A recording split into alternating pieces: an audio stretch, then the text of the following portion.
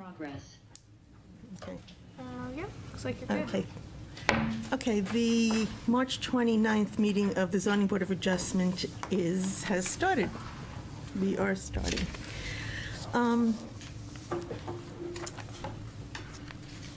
First, I want to tell you something about the public hearing process. Applicants can present for 15 minutes. If they need more time, they should speak to us at the beginning of their time, and we will consider whether or not to allow that. Anyone who's speaking to, for, or against has 5 minutes each. So tonight there are only 5 voting members.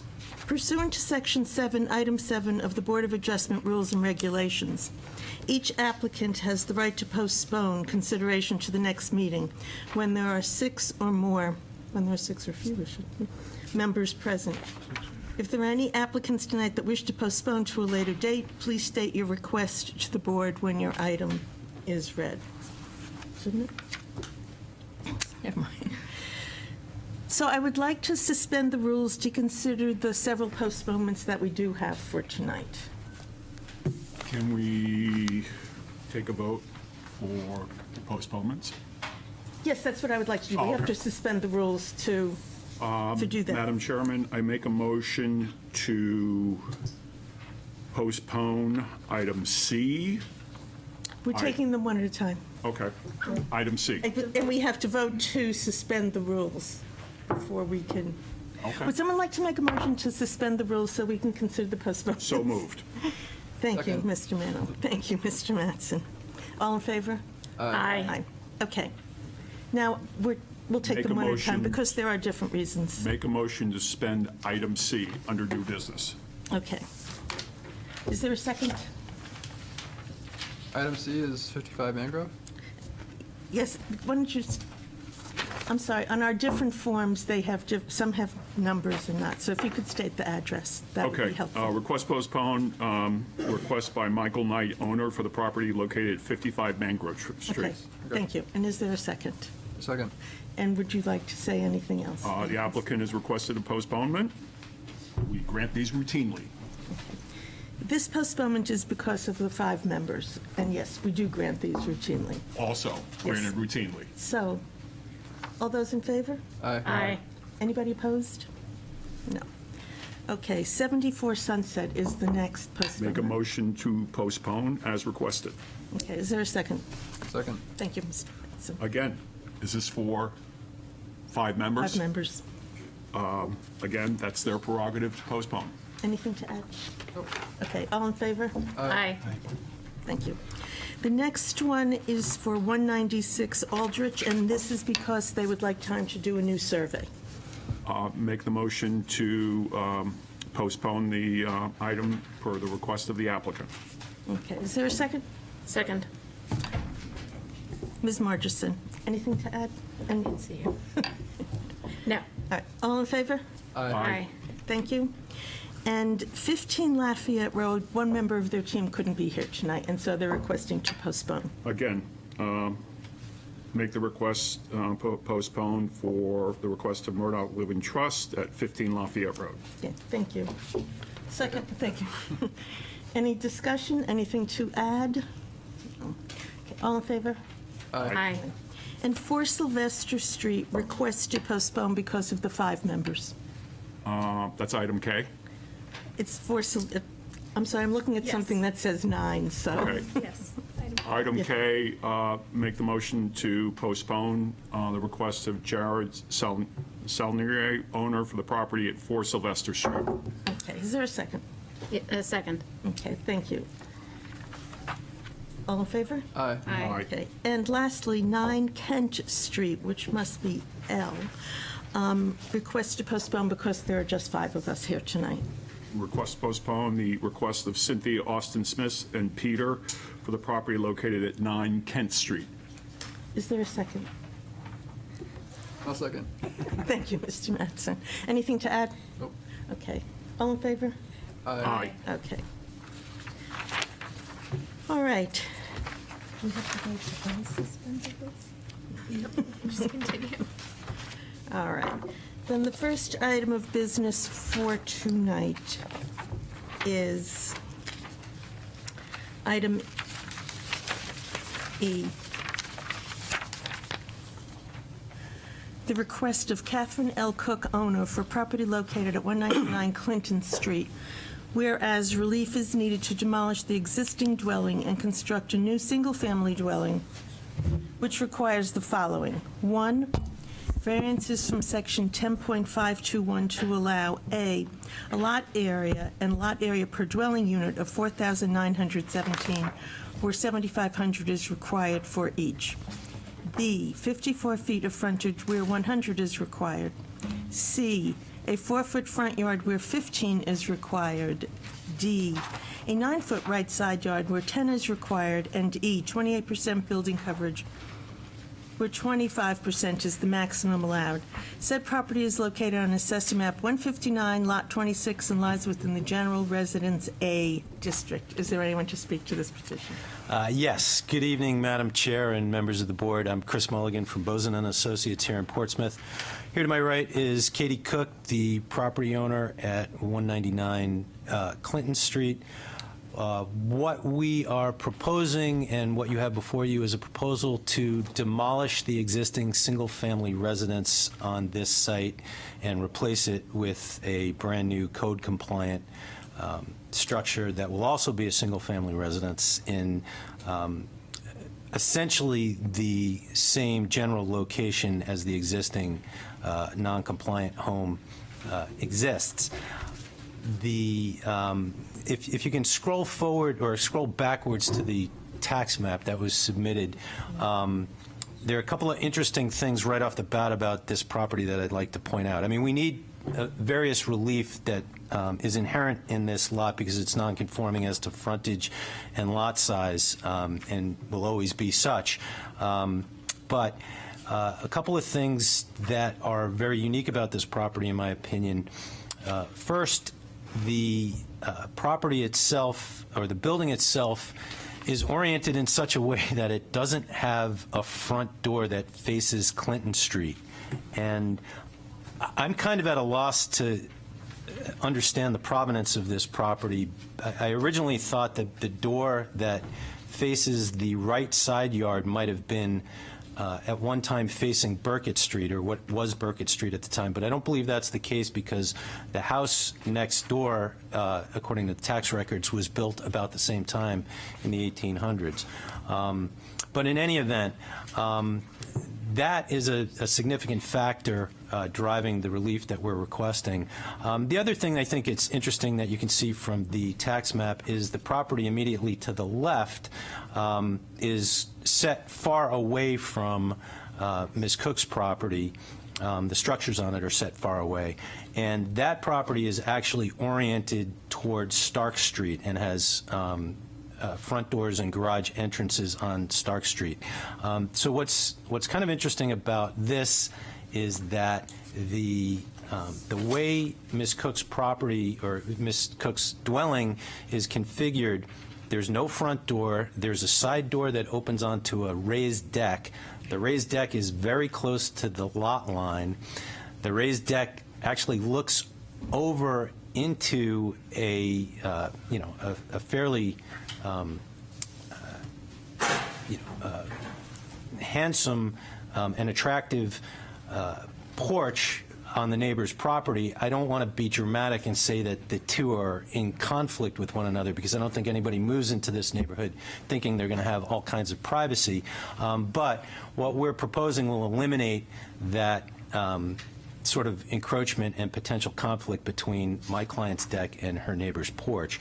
The other thing that I think is interesting that you can see from the tax map is the properties, or excuse me, the buildings on the properties here on Clinton Street are somewhat offset from one another. And that, I think, is significant because one of the relief that we're requesting is front yard setback relief.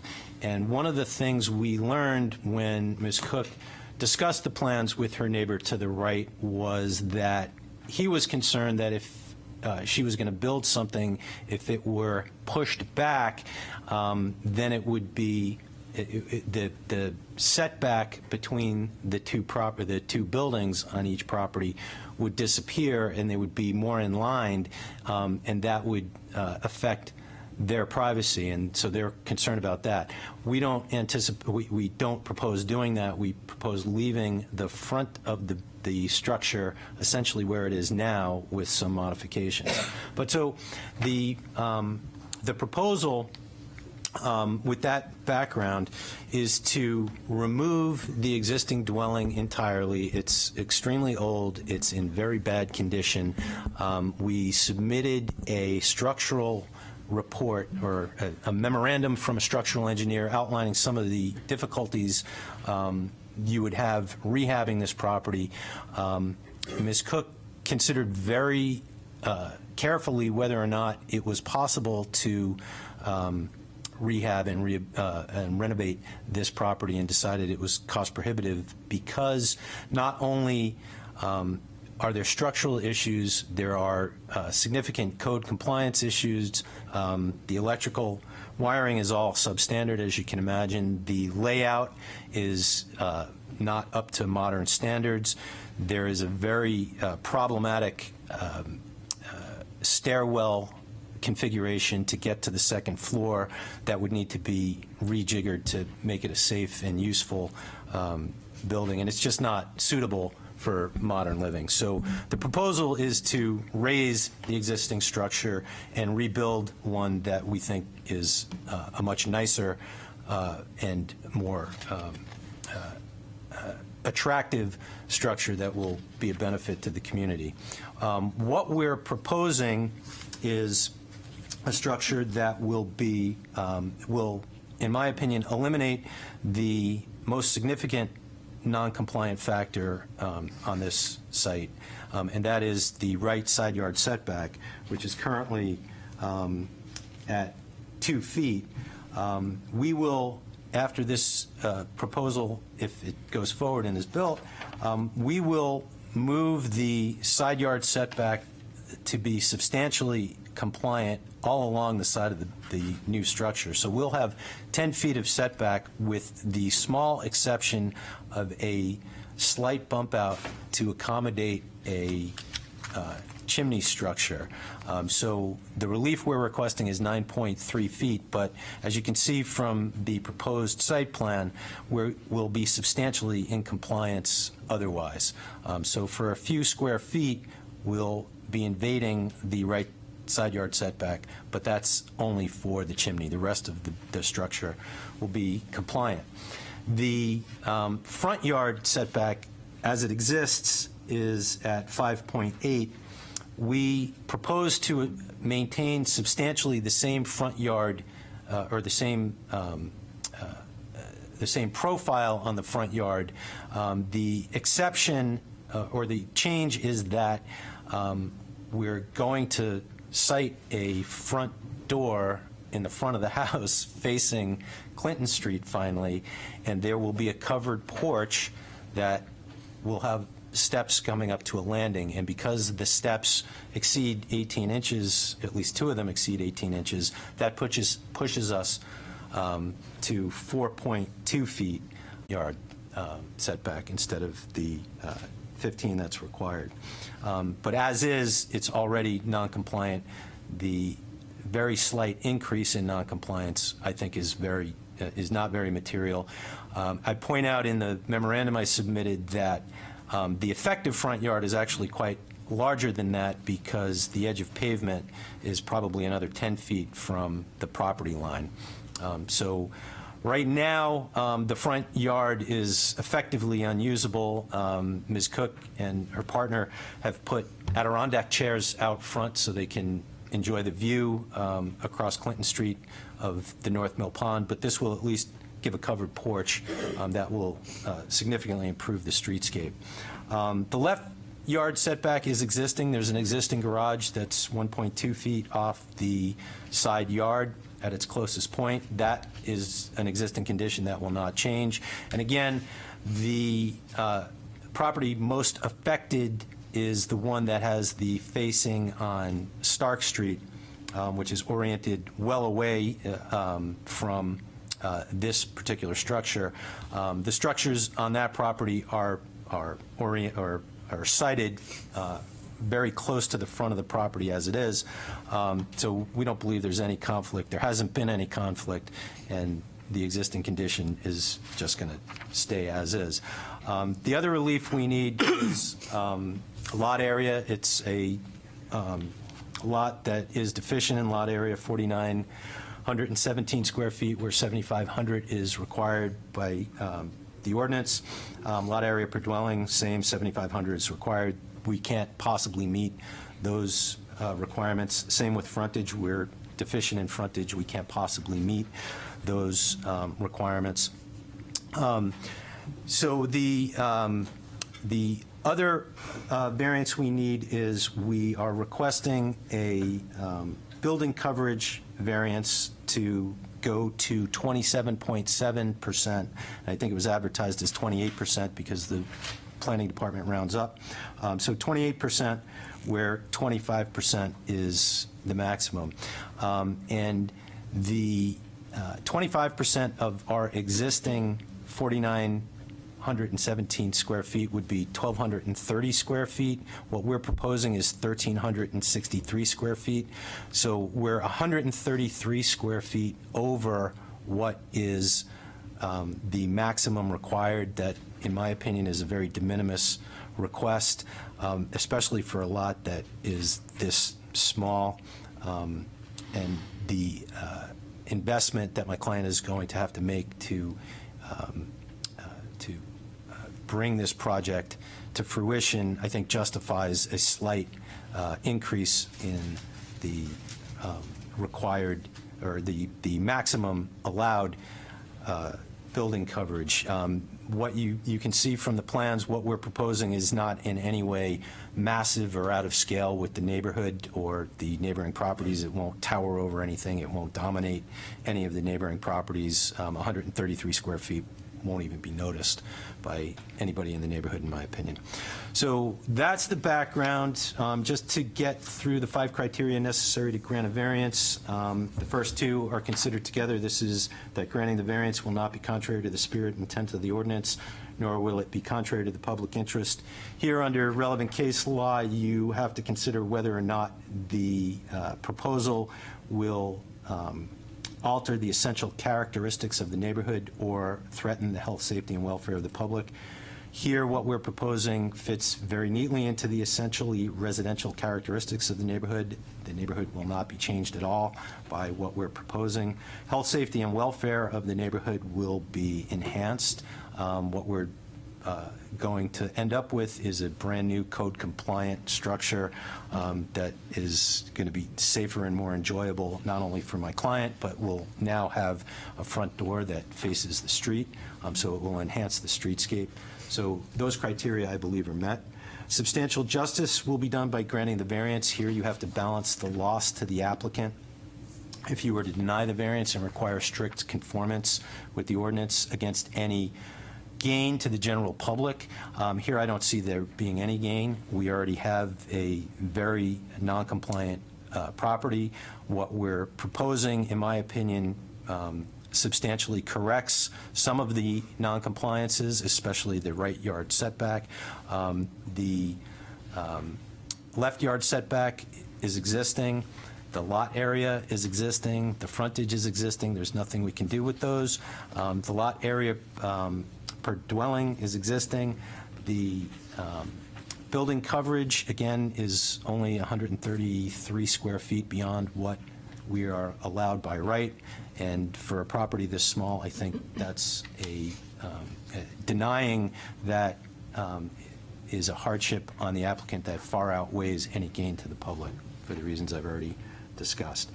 Values of surrounding properties will not be diminished by granting the variance. To the contrary, granting the variances will facilitate a brand-new structure on this site, which will enhance curb appeal and enhance property values in the neighborhood. So surrounding properties will not be diminished by granting the variances that we've requested. Then finally, unnecessary hardship. There are special conditions with this property. which prevent its proper enjoyment under the strict terms of the zoning ordinance and thus constitute an unnecessary hardship. As I stated, the frontage and lot area are deficient. There's nothing we can do about those. So a variance from those requirements, I think, is a hardship by definition.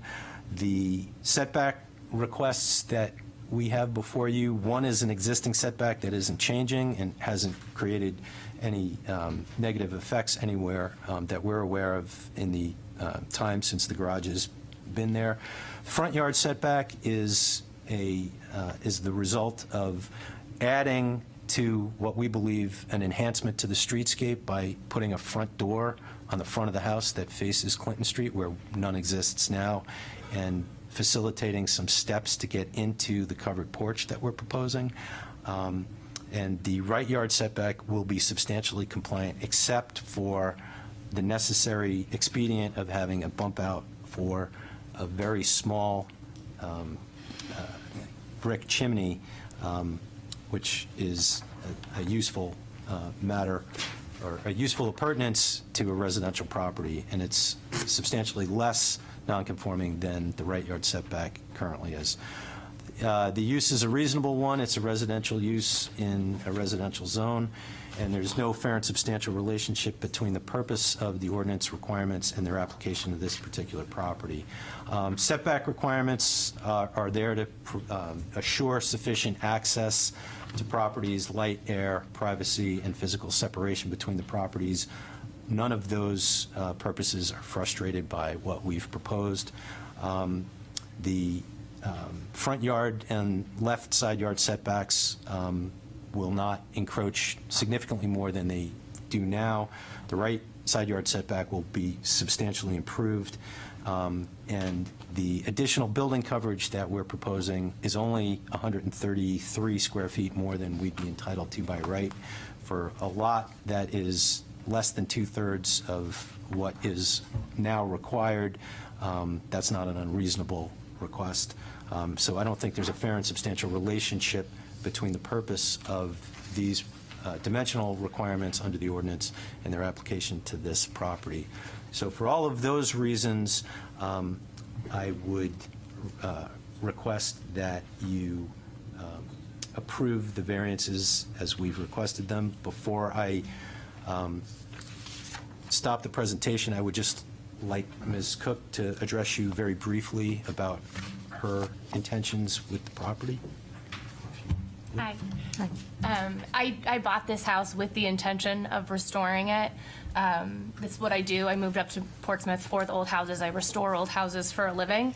But after learning more about the structural issues, what needs to be done for the foundation, floor joists, electric, plumbing, almost every element in the house needed to be touched, but would still remain with some issues, old house issues like really unsafe stairs, access points, no front door, really no curb appeal. We can't see the beautiful view across the pond, which would be a similar ask even if we had restored asking for steps to add a front door, and it probably would have been more because it would have been expanding out the front of the structure to add a front door.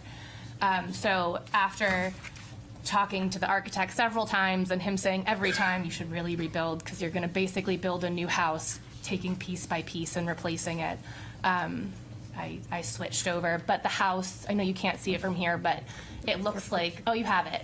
But it's the old house that I would want this one to kind of become.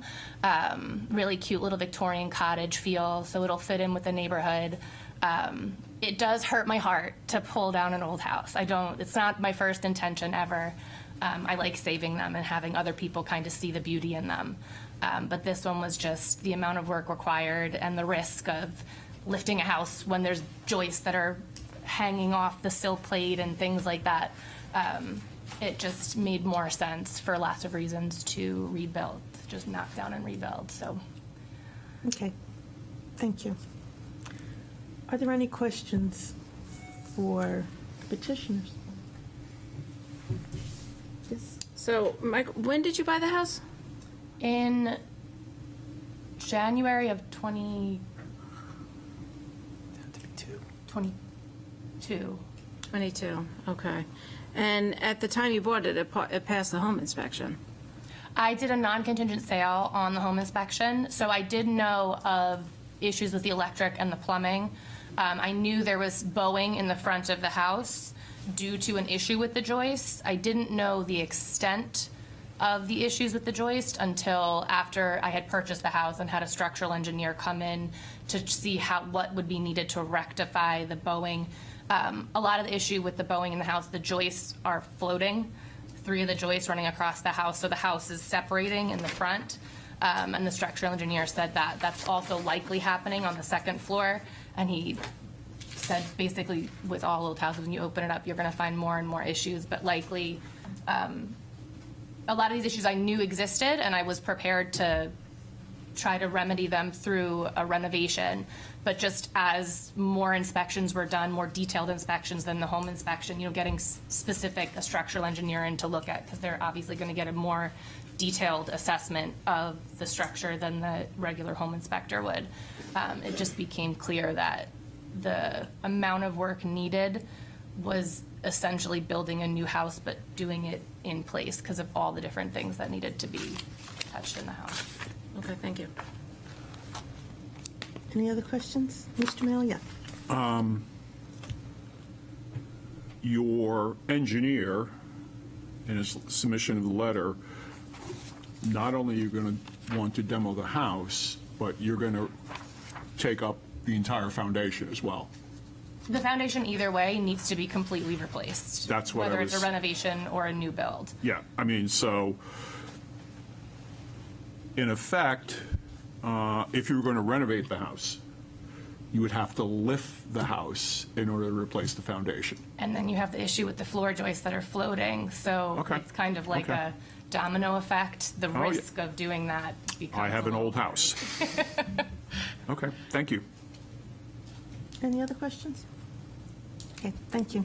Thank you. Is there anyone in the public who would like to speak in favor of this petition? Is there anyone in the public who would like to speak against this petition? Is there anyone in the public who would like, yes?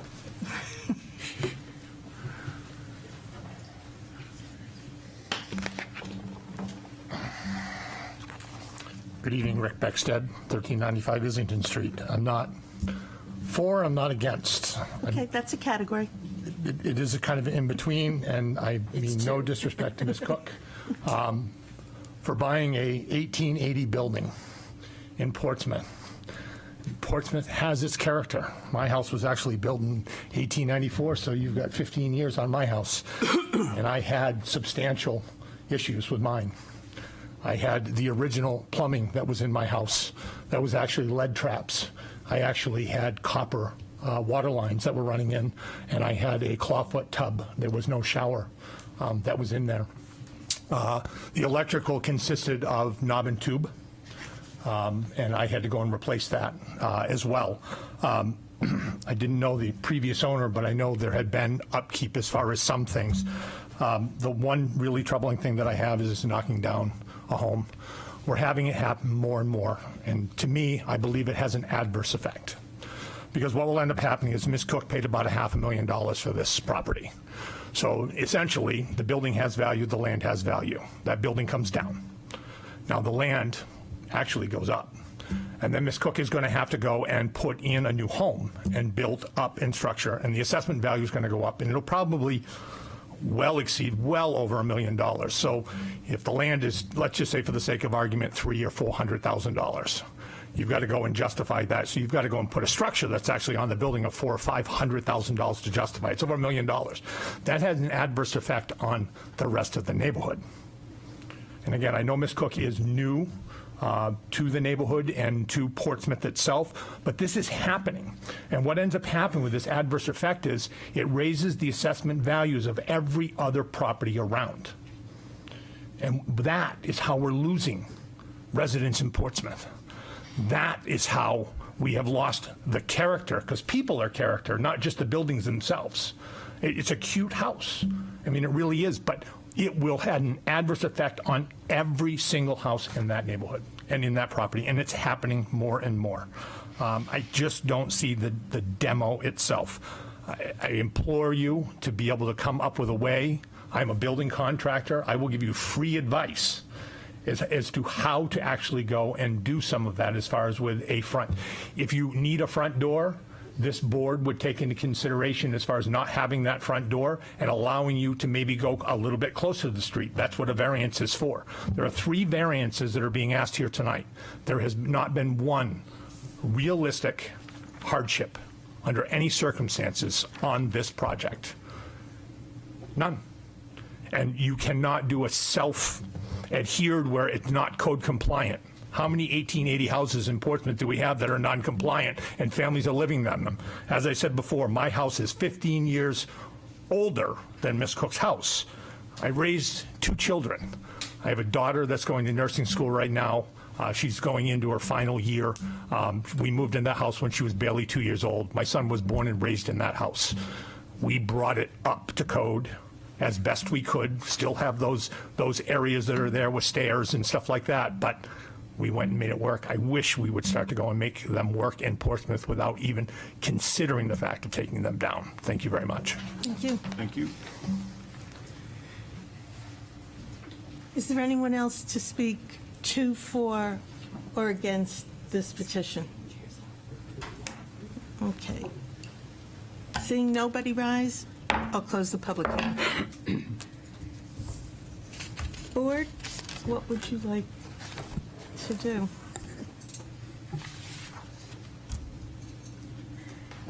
It's a lot harder when we're all together. This is a very uncomfortable situation. We're kind of surrounded.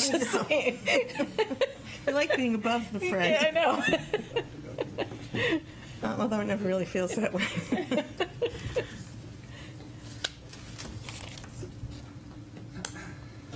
Anybody start a discussion?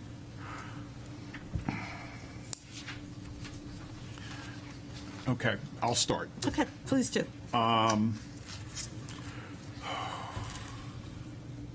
Having lived in an old house, I know what the challenges are.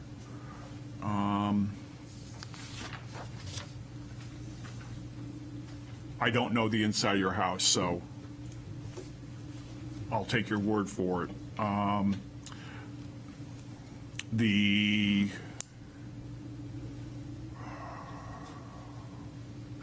requests aren't that big per se, but when you're talking about tearing down a house, it always put a whole new dimension on it.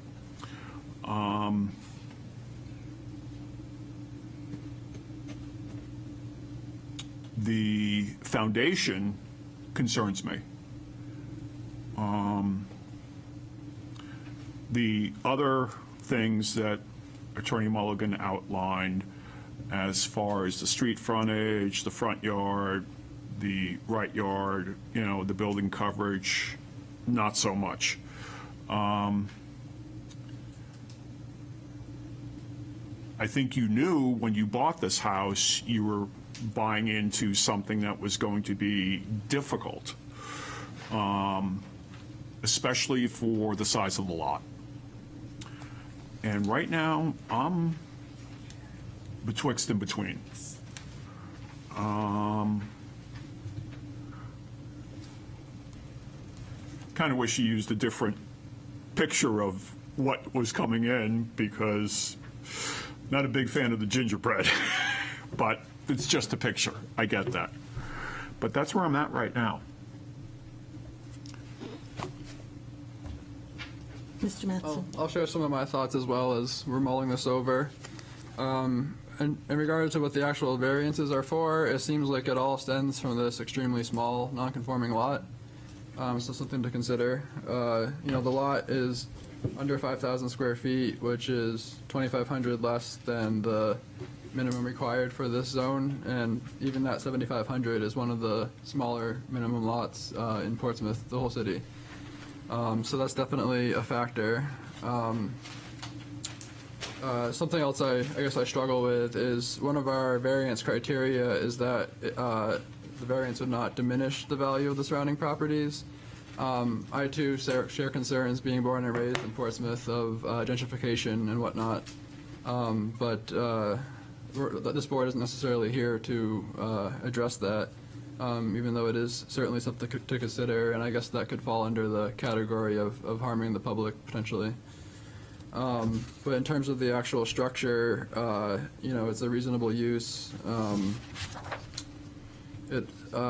Independent of our architectural aesthetic tastes, it doesn't, as a single-family dwelling, it doesn't essentially alter the alter the essential character of the neighborhood. I would love to see an old house restored, something I did on my own property, but I wouldn't necessarily impose that on someone else. If it were in the Historic District Commission, I think there'd be no question that this wouldn't be allowed. We don't set the Historic District Commission or Historic District overlay. I think a lot of the crick is quite historic, as evident by the 1880 home, so that is something to consider for sure.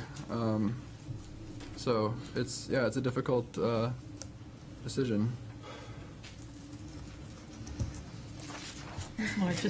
I also think it's a very difficult decision. I think that in terms of the zoning relief, it's modest, it is de minimis. I think in some ways it does bring, not in some ways, it clearly brings the house into the proposed new house into more conformity with the zoning ordinance. But, one of the purposes and intents of our zoning ordinances is the preservation of historic districts and buildings and structures of historic or architectural interest. And so when I think about spirit and intent of the ordinance, I take that into consideration in terms of whether or not to raise an 1880 structure. I do, respectfully, and not to put you on the spot, Ms. Cook, actually, I thought you were going to be our new city councilor coming before us, actually. But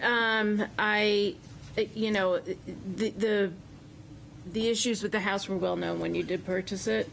So that sort of weighs against it, but I'm still undecided, frankly.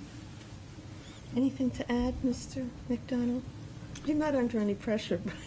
Please say something. Yeah, we especially need help on this one. I have some thoughts. Okay. If we think of the status of the property right now today as the before picture and what Ms. Cook is proposing as the after picture, my sense, having driven by the property to look at it today, is that it will be improved from the point of view of the streetscape. What people on the street see will be better. There is a cost to get from the before picture to the after picture. Think of that as investment. The end effect will be that the price of the house will be higher. I suspect that the applicant knows that because that's why she bought it. To do that, to upgrade it, increase its value, and reap the benefit of that. And I don't think there's anything wrong with that. And I wouldn't be inclined to refuse an application on that one issue. Then there's former Mayor Becksted's point, which is every time we tear down a house, we're losing some more of Portsmouth. We're losing some more of what made the city what it is and pleasant to live in. And so that goes in opposition to renovating this property. If I had to weigh it, the only way I could rationally do that is by judging my own self-interest. What's better for me? And I think everybody who thinks about this is thinking what's better for us, the city.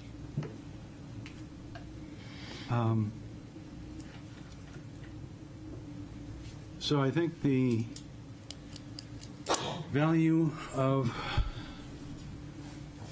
preserving a very tenuous and very expensive old house just because it's old doesn't make sense from almost anybody's point of view except the owner.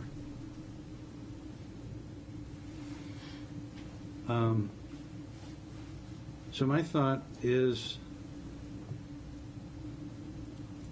that this is a question of what we want our city to be. Do we want it to be an old colonial look-alike city, or do we want it to be in the present day with present-day amenities and present-day value structure? And so I thought about the role of this board is to try to understand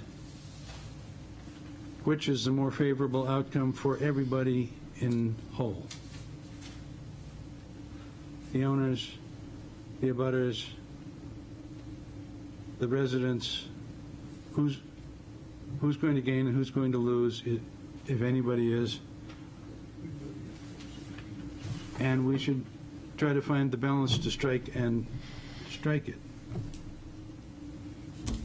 I, myself, live in a house which is rumored to be built in 1780. And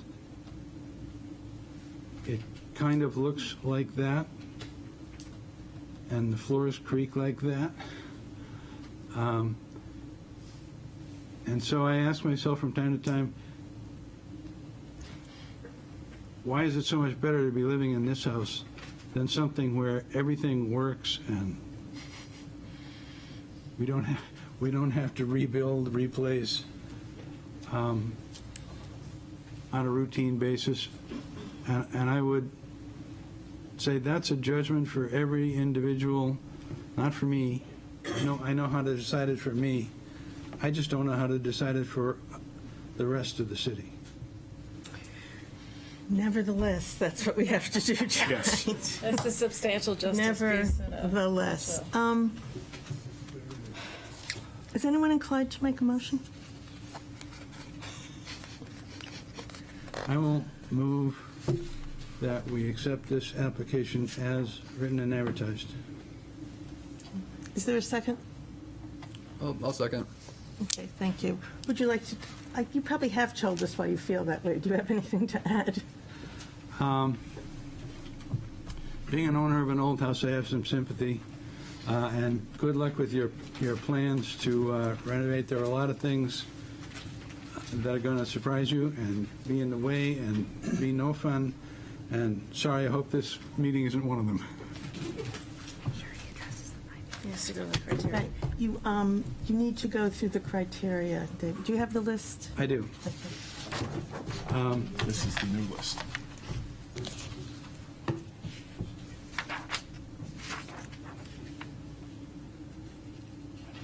Okay. Correct you are. Granting the variance would not be contrary to the public interest. I talked a little bit about public interest in the beginning, and I don't know how to define it or how to optimize it so that there are no losers, only winners.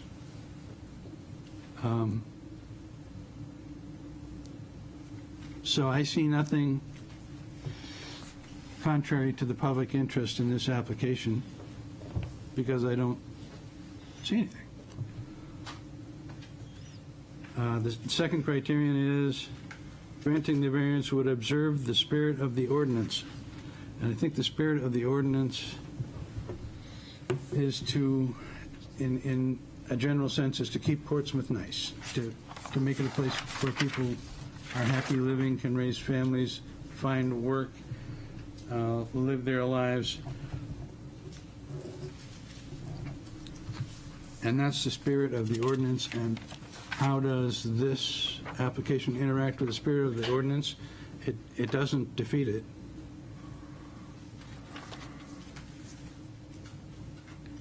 And so I think you can say it either supports or is neutral to the spirit of the ordinance. Granting the variance would do substantial justice.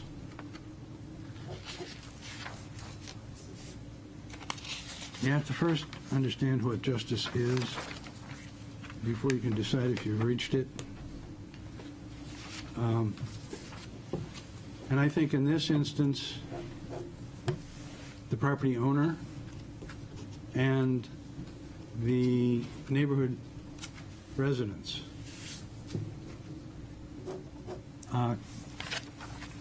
constitute that body that needs to receive substantial justice. I think this proposal does that. It provides people with all the things that people come to Portsmouth for.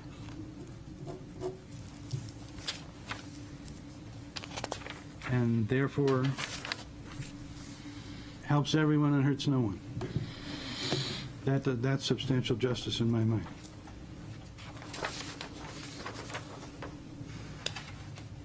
Four, granting the variance would not diminish the values of surrounding properties. I think we had a discussion around the room of that topic, and if anything, the surrounding properties' values is going to go up, not down. Until the tax assessment is refreshed, that will be a disadvantage to the property owner. And then when there's a new assessment, that will change. How will it change? I don't know, but it will change.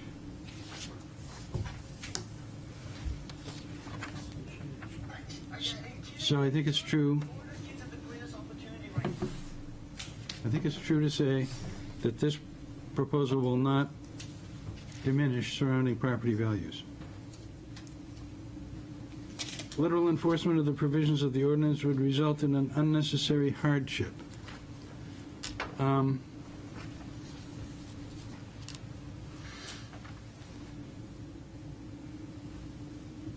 I don't know whether that is a sustainable argument or not.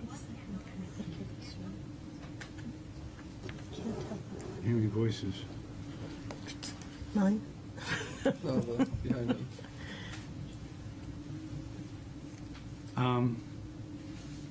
Unnecessary hardship.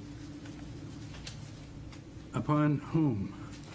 The property owner, the neighbors, the residents of the city. Who's going to experience a hardship?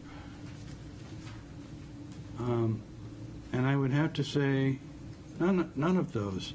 The owner of the property may experience some hardship, some difficulty. I won't call it hardship, call it difficulty. But that's self-imposed. She chose this. And so I don't think we can call it a hardship. And therefore, I would say there is no unnecessary or necessary. There's just no hardship. Okay. Does the second have anything to add? Yeah, I guess in regards to the first two criteria, those are generally taken together. And for the public interest, that would be in regard to the health, safety, or welfare. And I don't think that granting these variances would be contrary to that. For the spirit of the ordinance, that would relate to the essential character of the neighborhood, which I also think that these variances, which are all related to the land use or the lot size, coverage, and setbacks, essentially the same as the existing footprint. And for substantial justice being granted, the balancing act that we have to weigh is the benefit to the applicant, which due to the structural issues and whatnot, the benefit to the applicant isn't outweighed by harm to the public, because the only potential harm is sadly the loss of historic structure. But how much that truly is harmful to the public versus the issues associated with this, the structural issues of the of the existing building. And for the property values, it's just being a new code-compliant home, and for other reasons discussed, I think it's safe to say that granting these variances would not diminish the values of surrounding properties. And for the enforcement of the literal enforcement of the provisions of the ordinance resulting in an unnecessary hardship, this is a very small non-conforming lot, and the proposal will actually improve the side yard setbacks, or the one side yard setback, and very minimal changes to the front yard and lot coverage. And just the existing dwelling, essentially, even though it's a Clinton Street address, there's no entryway and based on the existing plan, it seems that it would be difficult to, with the existing structure, it'd be difficult to have that become the front of the house. And this is we have to make sure this is a reasonable use, which it is, because it's still a single-family dwelling. And the purpose of the setbacks are still met, even though we would be granting relief for them due to the very small lot size. Thank you. Is there further discussion?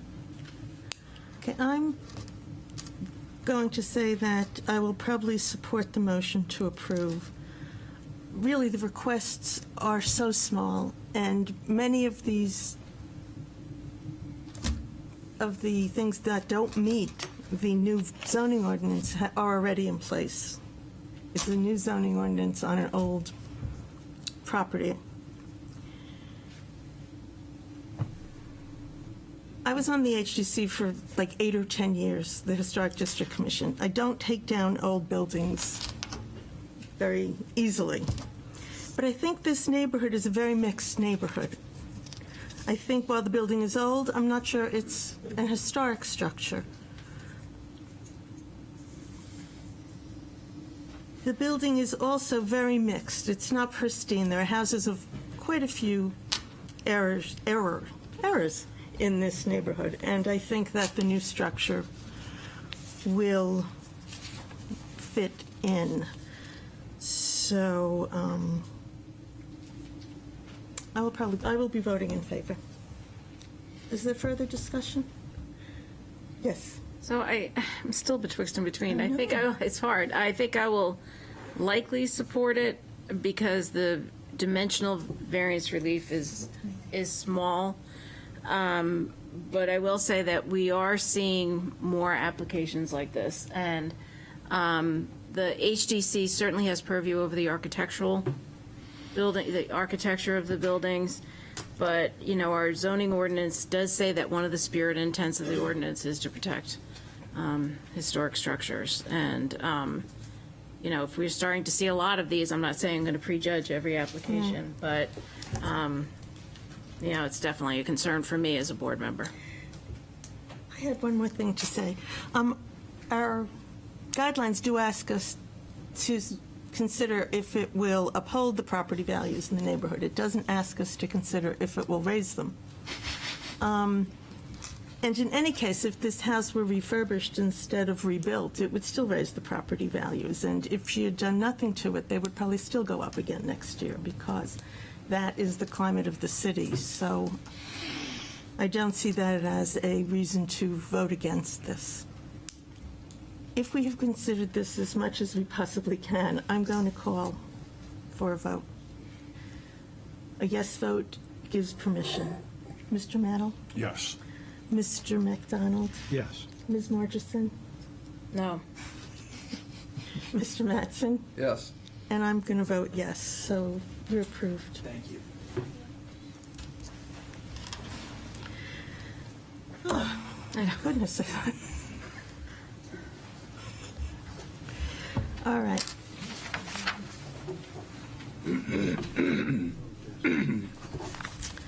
The next item of business is, we're going to the Hill, right? The request of Colmax LLC, this is item C. G, for property located at 411 The Hill, number 6-14, 411 Deer Street. Whereas relief is needed to convert building into a single-family dwelling, which requires the following. 1, a variance from section 10.642 to allow residential use on the ground floor in the downtown overlay district where it is not permitted. 2, a variance from section 10.5A41.10A to allow a house in the downtown overlay district where it is not permitted. Said property is located on Assessor Map 118, Lot 26-1, and lies within the Character District 4-L1 in the downtown overlay district. Is there anyone to speak to this petition? The applicant is on Zoom. Okay. Mr. Delisle, if you unmute yourself, you'll be able to give your presentation. Yes, can you hear me? We can. Okay, thank you very much. It's all yours. Oh, Go ahead. okay, thank you. My name is Paul Delisle. I'm the owner of the Ward Whitten House on the Hill in Portsmouth. And currently, the Ward Whitten House is being used as office space. It most recently was a mortgage company. And basically what I'd like to do is go for a variance to allow for residential use on the first floor. This building is a historically significant building. Michael Whitten, who actually built the house in 1730, was one of the, I guess, premier carpenters of his time. He actually used this house as his kind of a showcase to show how he built these Palladian windows. So if you notice a lot of the Palladian windows throughout Portsmouth, he was one that several of them, and he used this as an actual house to come in and show people how he built these windows. So he built this particular one inside very nicely, and I enclosed the picture in my presentation. And so what I'd like to do is, currently the property is vacant and it's zoned for commercial use with residential usage only on the second floor.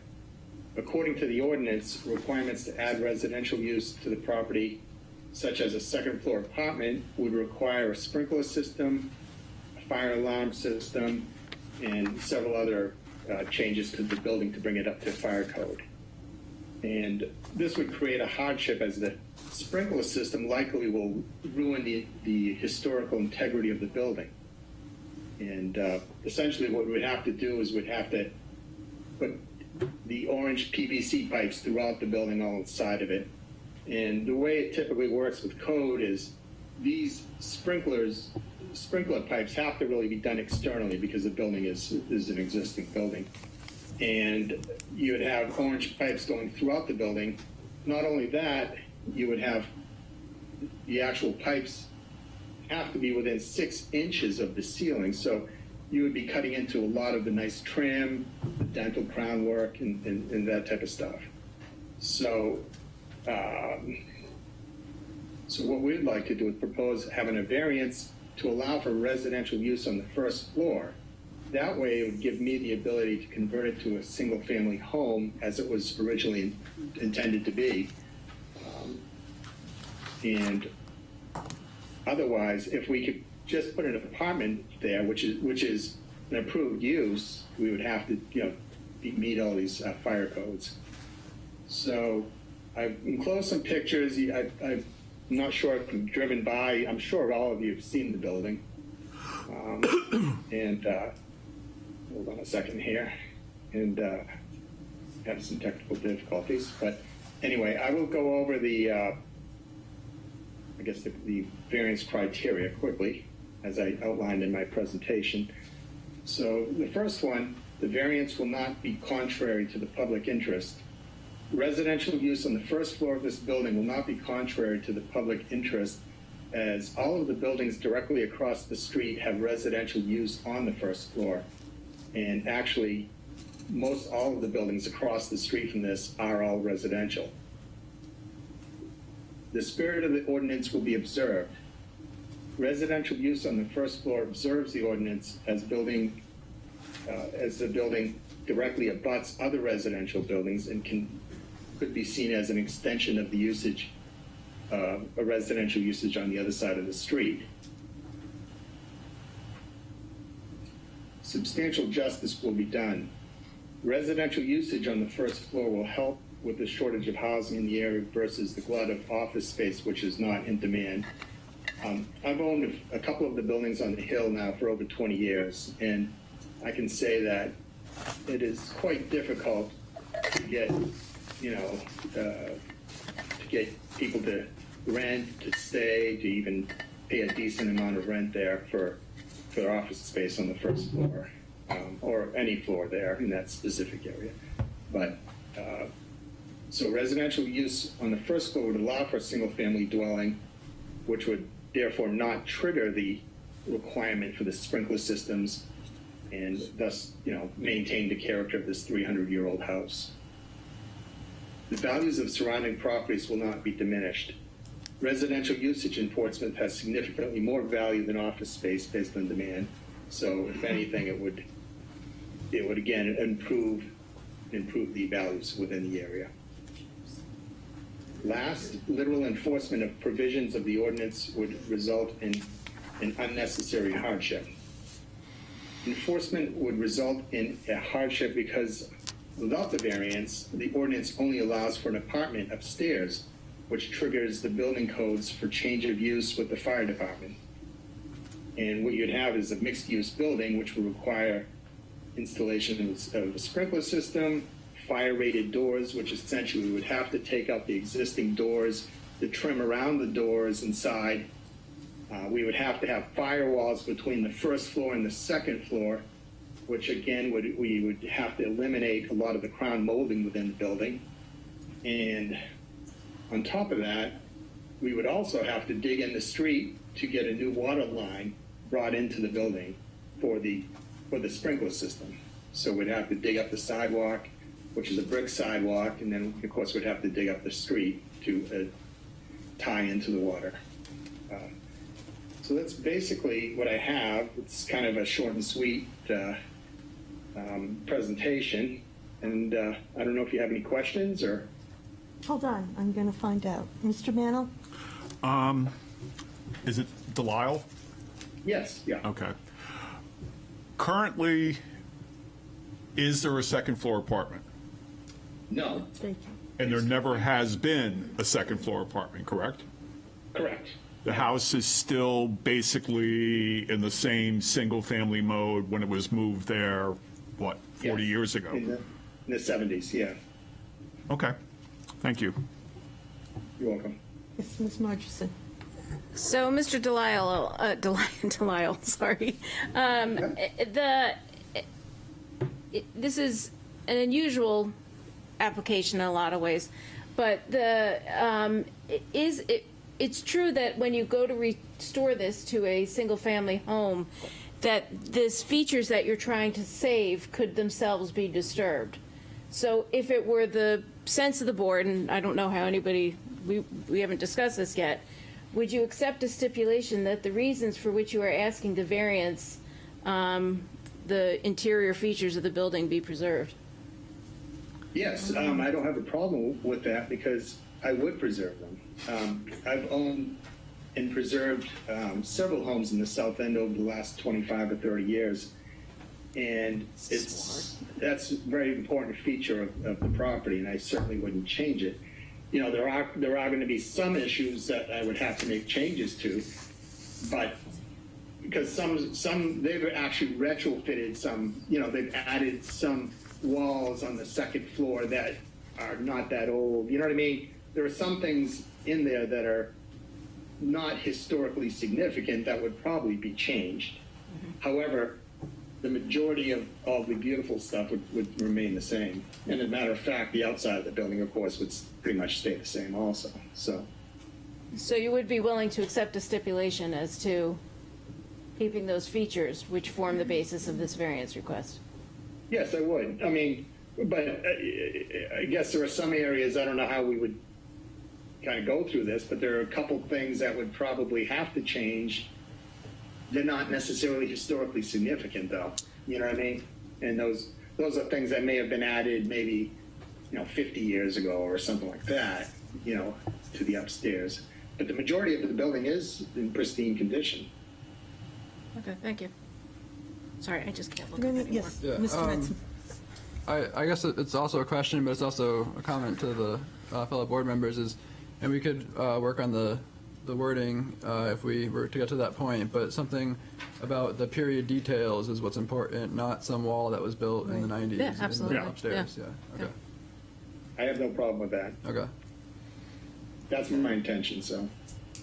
There's no way to enforce this, but we can make a stipulation. It's a stipulation, but when they Right, go to do a right. building permit, Yeah. they need to be in compliance. Prior to, Yeah. yes, when he needs, yeah.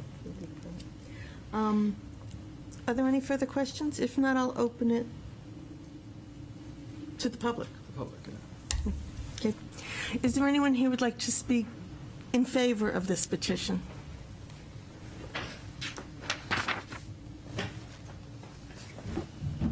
Conference room A doesn't make it easy.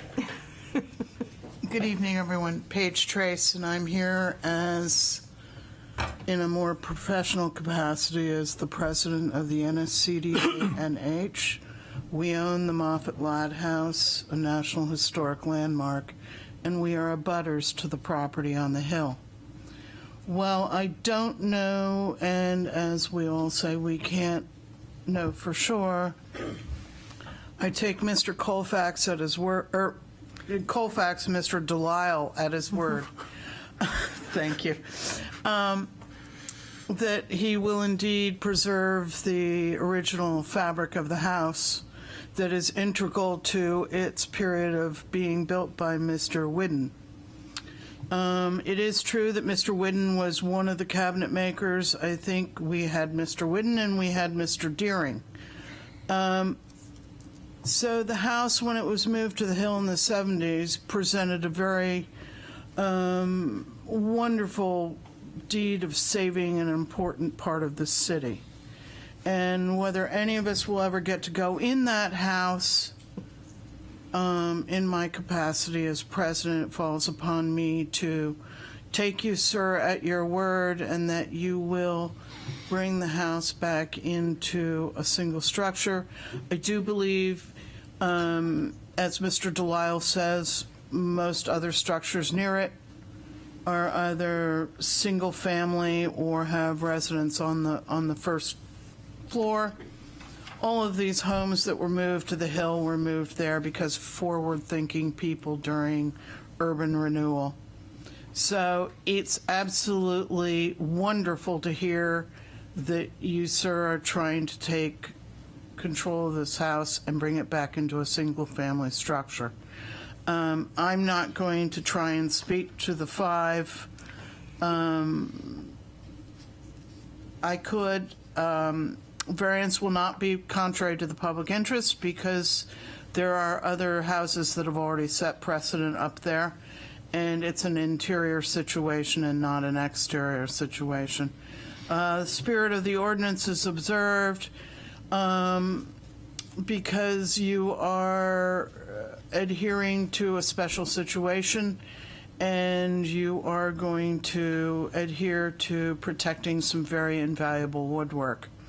So substantial justice is done because it allows you to do that if this variance is granted to you.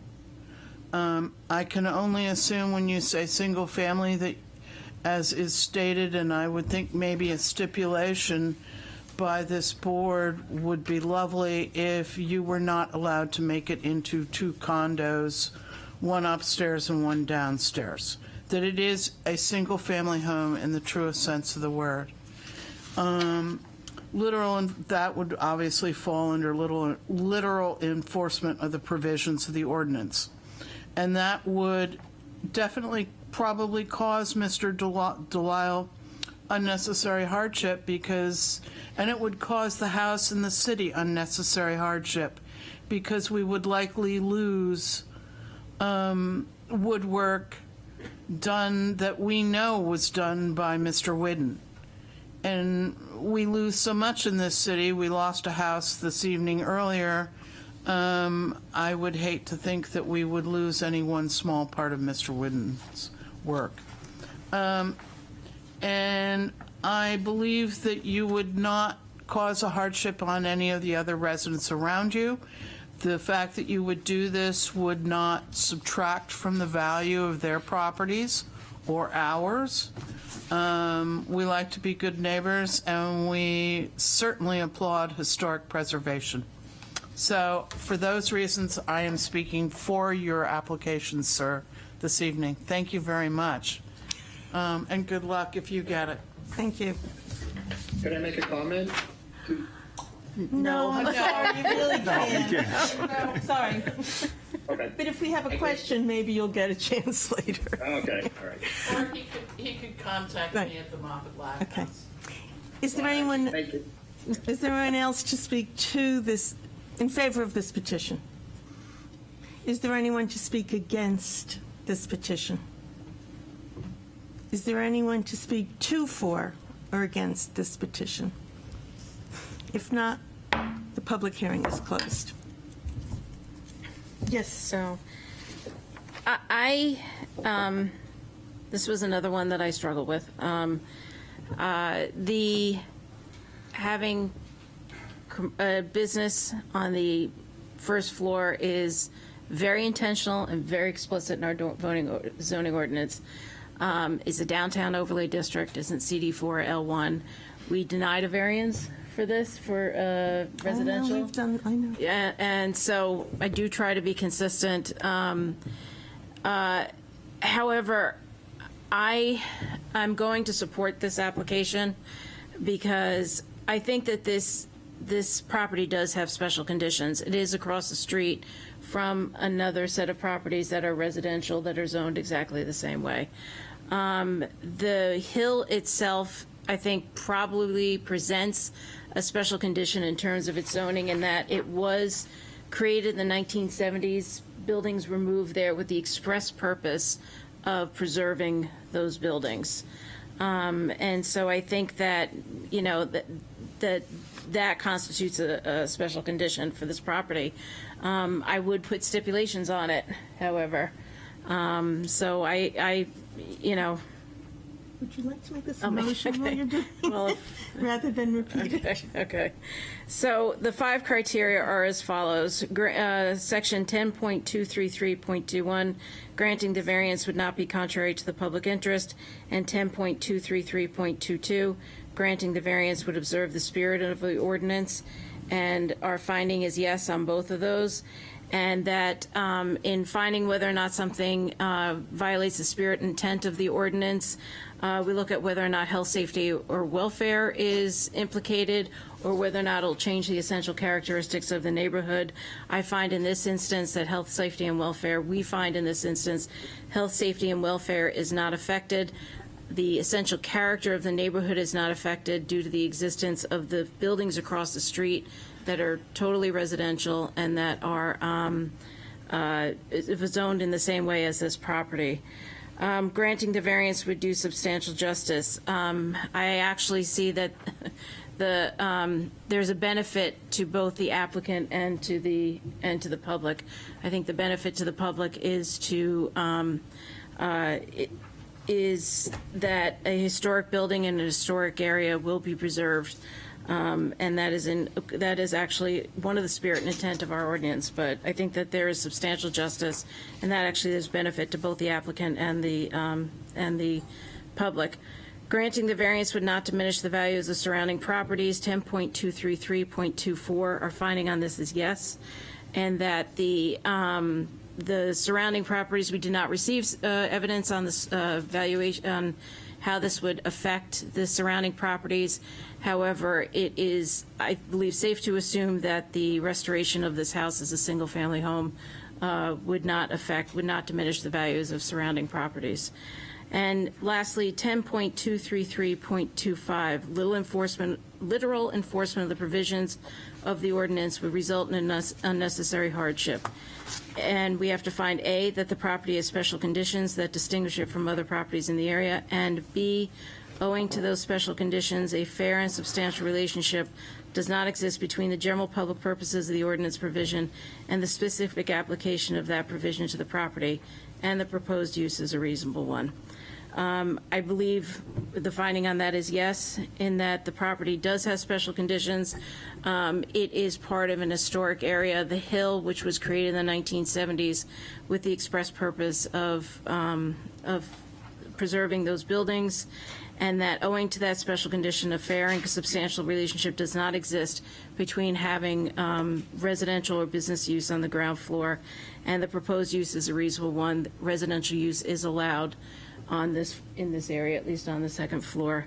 So I find that this application has met that criteria. Do we get a second? No, but I'm on top of that.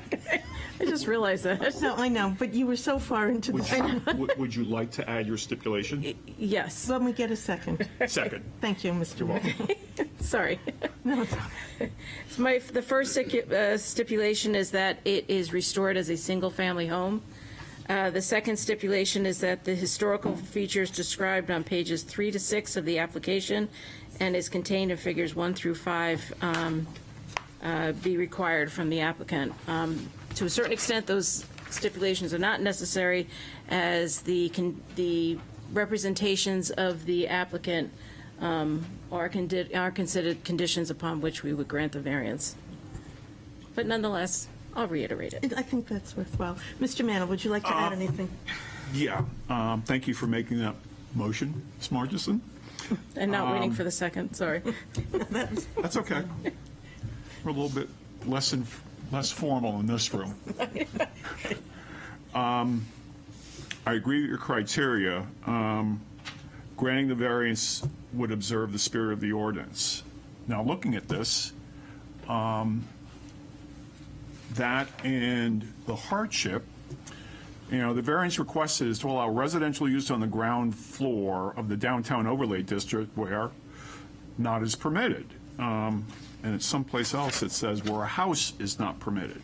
Well, these houses, all these houses on the Hill, were moved there from other places, not necessarily in the downtown, before there was the downtown overlay district.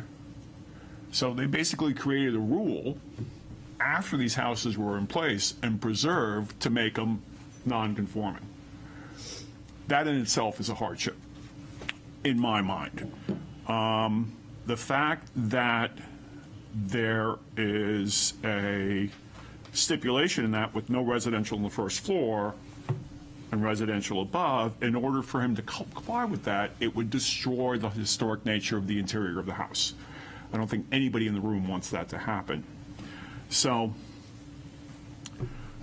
when I was reading through this,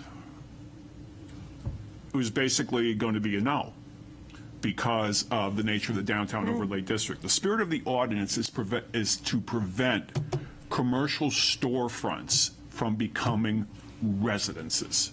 That is the spirit of the ordinance. It's not to take a historic home, which happens to be in the overlay district, and cut it up into condos, apartments, or mixed use, especially if we have somebody who wants to keep it a historic home and not, destroy the interior of the house. For all those reasons, I will support the motion. Thank you. Is there any discussion? I'm also going to support the motion. I think the hardship is in how special this building is and how it was brought there to be preserved, and the way to do that is to keep it as its original intent to be a residence. And so I'm going to support it. If there is nothing else, I will ask for a vote. A yes vote allows it to be a residence. Mr. Mantle. Yes. Mr. McDonald. Yes, and I will say yes because this property is nothing but special circumstances. It's all special circumstances, no matter where you turn. Ms. Marchison? Yes. Mr. Mattson? Yes. And I vote yes. So you're approved. Great, thank you very much. Okay. The next item of business is H.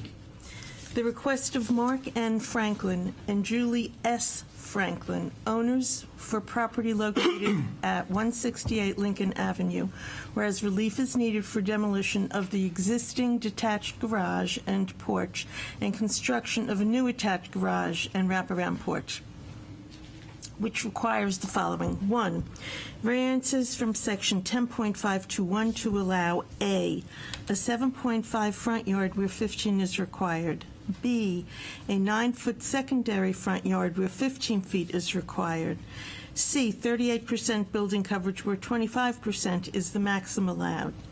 A variance from section 10.321 to allow a non-conforming building or structure to be extended, reconstructed, or enlarged without conforming to the requirements of the ordinance.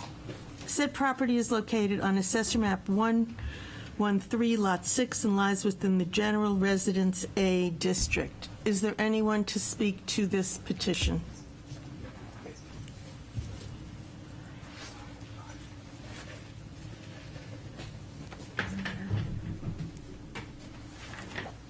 I just had it here. It should be on the 190.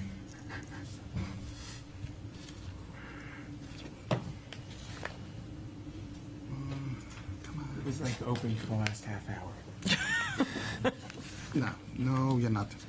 Sorry. Excuse me. Ali, I love technology when it works. Got the- There you go. Thank you. Let me just find my notes here. The notes are. One second. Do you have the variance, what we were looking at before? That's what I was trying to I'm find. Mark Franklin. I'm usually more organized. 168. That's. It's the room. That's what I just. The pressure of the room. Well, Yeah. I guess we'll just. Can So, yeah. Can you Is there a page introduce- in the presentation that you might want me to turn to? Yeah, there may be, if you can, I think the 12th slide, the very last one. Thank you. Awesome. the very last one you said? Yeah, This one? that one right there, the 5 criteria. So I am, Sorry, can you both introduce yourselves, please, or whoever's My name going is to be Hubert speaking? Craw. I am the designer on this project. Okay, thank you. and I'm Mark Franklin, the owner. So my wife and I proposed an addition onto our home at 168 Lincoln Avenue to make it more livable for our family. We have 2 middle school children. We are both physicians, work both from home and at the hospital, and the nature of work has changed quite a bit in the last 3 years, and how we do work, and also school as well, and making the house more livable for 21st century family. Our families are not local, so when we have people visit, we need more space to be able to spend time with them. As well as in our house, we have in the past had, which has been a wonderful experience for us, is to be able to have space for guests, as we've had Rwandan medical residents live with us for up to 8 weeks, and they come with me into the intensive care unit and learn all about medicine and bring back their skills back home, and it's been an absolutely wonderful experience. So that's the sort of the overall proposal of what we're doing.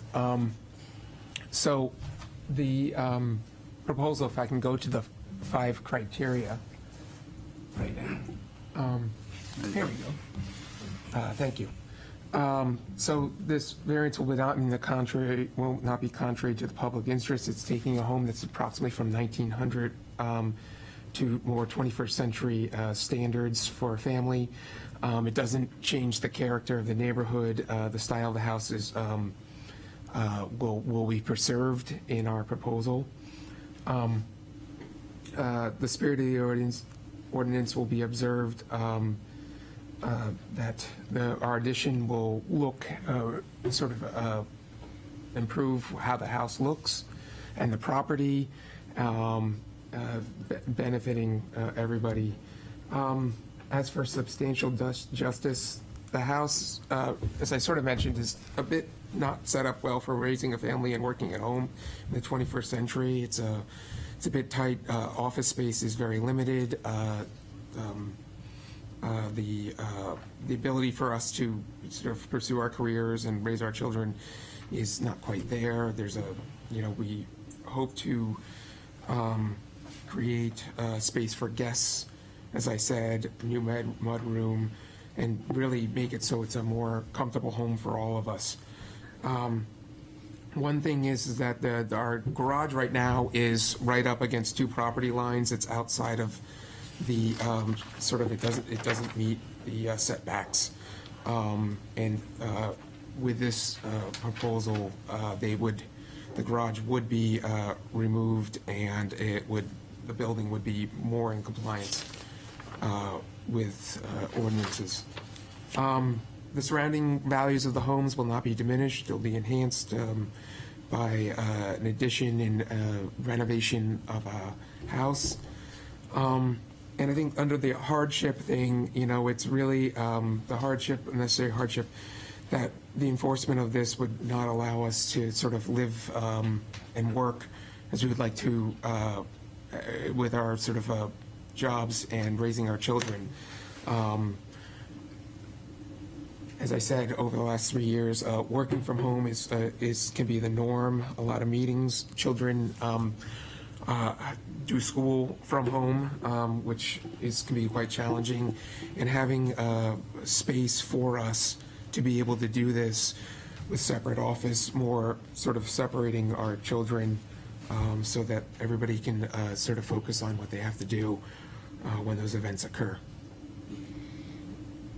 Okay. Thank you. Do you have anything else to add? Well, I can walk you through a little bit what we are proposing, a little bit more detail. So if you look at AD 02, that gives you the existing plot plan. You can see where there's an existing two-car garage. It's a little small to be really a two-car garage that sits in the corner, really almost on the neighbor's lots. We're proposing to take that out. There's a hedge up there that, hides the house away from the public's view. We're going to take that out and make that a lot more open so that it integrates better with the neighborhood. If you look at the AD 03, which is the proposed plot plan, I'll start at the top. We're proposing a wraparound porch in this case. As we all know, porches are an integral part of our town and really enhance interaction with neighbors and passers-by. It's a perfect place. We then add, instead of having that detached garage that is a little too small, we're creating an attached garage with a small connector, which would be a real mudroom. There is an existing mudroom that is really small. It's way too easy for a determined teenager to get through there. So that's the main. So there would be, and also, so the garage and all that will be within the setbacks. The only setback, so on the left side, is part of the existing house where we need the relief on the rear yard, on the side yard. And the relief on the secondary front yards is created by the porch itself. Then if we go through to AD 04, which shows the proposed and existing floor plans, We are also adding a little bit to the kitchen to make that a little bit more user-friendly. But you see that the whole flow of the house, so you get into the garage, go through the mudroom into the house. That's very much improved from having to run through the rain to get in there. I've had that experience. The gist of it then really happens here on the second and third floors, AD05, where, as you can see in the existing, there's two very small bedrooms on the Lincoln Avenue side, a medium-sized master bedroom that, however, hardly fits a king-size bed, with one nightstand, not two. And so we propose to create a new master suite above the garage. That would also have, walk-in closets, a bath, but also a new office, and so that bedroom number 1 could be mostly used as an office. We're also improving the laundry and the existing bath. And then on the third floor, you see this is a very small family room. It's a big attic that is not very usable. So we're proposing to adding a dormer on 2 sides, just to make that room better usable. There is right now, the family uses it as a workout room. There's a couple of, there's a treadmill there, but don't be, fooled by the footprint there. These are sloped ceilings. So, and then we'd create the little passage and a guest suite above the new master suite. And AD07 shows you the roof plan. And yes, we are planning to have solar panels on this roof. Okay. Which is why when you look at the elevations, let's skip one and go to that's why we ended up with the gable end roof over the addition to make room for the solar panels. Other than that, the edge detailing of the roof is going to be the same siding, same trim. So the goal was to get a harmonious whole together. Okay. Are there questions questions? for the applicant? Ms. Marchison. So on the second floor, you're actually adding, there's 4 bedrooms there, because you have bedroom 1, bedroom 2, and then bedroom 2 again. So you propose, it's really 3 bedrooms plus the master bedroom. Did I mess that up? So I had, on the original, I had bedroom number 1. Pardon me. Again, the beauty of technology. I duplicated that text block and forgot to edit it. Okay. So, And my bad. the office is being moved from the ground floor to the second floor. Correct. Now, the applicant has said that a big desire for these changes are to have more working space at home. However, the office that's on the second floor is really no more bigger than the office on the ground floor. Where it's listed as bedroom 1 would probably be an office as well. Excuse me? Would be an office as well. Bedroom number 1. We didn't. Oh, bedroom number 1. Okay. Okay. And by It making doesn't show a bed. the existing master bedroom into another bedroom for one of the kids, we create enough room to place a desk and all that good stuff in there so that it can become a place of work for. Also, my wife and I sometimes have meetings at the same time in different parts of the house that we're, sort of like, am I using the office or you? And then finding another place. Any other questions? Mr. Mantle? Thank you for including the square footage. When I first looked at this, I was concerned that the lot coverage, all that, was possibly wrong. We've had applications before where something was in the application didn't exist anymore, and vice versa. So I'm glad you did that, because I ran through all the numbers, and every number you have is exactly what I came up with, too. I thank you for that. So basically, we're looking at maybe plus 250 square feet? The difference between the old and the new, Yes, as far as total square footage? yes. Okay. No. Are you talking about footprint? Talking about footprint. The total footprint. Oh, So- Just talking the footprint, Okay. because that's our criteria, okay? Not the size of the house, everything else. I'm just talking about the footprint. When we're going from wherever it was before, 20, We're going from 1954 to 2225 yeah, overall. okay. So we're going from 33 to 38. Correct. Okay. Okay. That's it. Thank you. Are there any other questions? Phyllis? Oh, I'm sorry. I'm sorry, Mr. McDermott. Go ahead.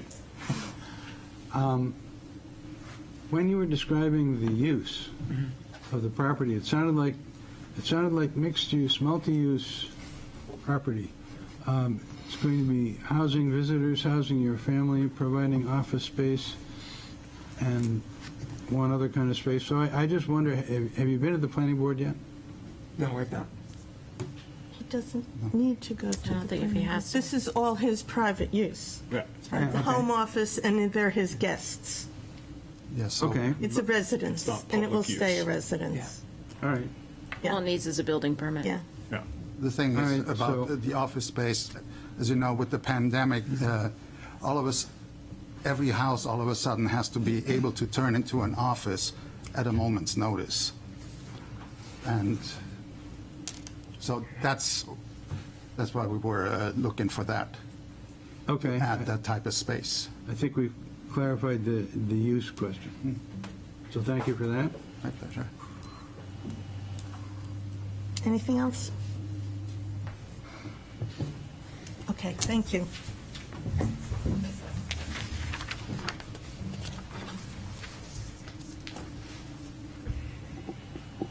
Is there anyone to speak in favor of this petition?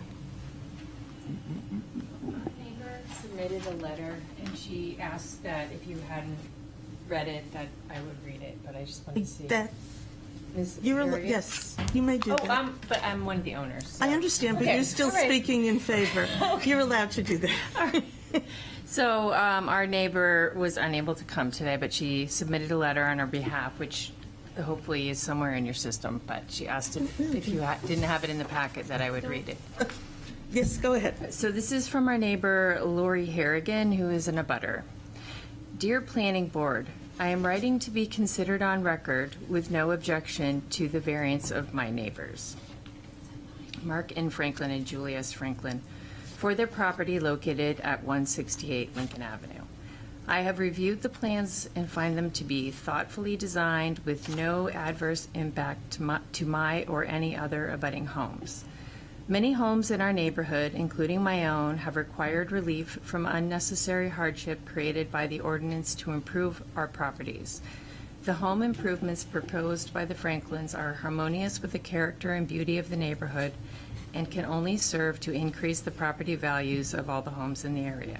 Respectfully, Lori Harrigan, abutter, 116 Sherburne Avenue. Thank you. Thank you. Thank you. Is there anyone else to speak in favor of the petition? Is there anyone to speak against the petition?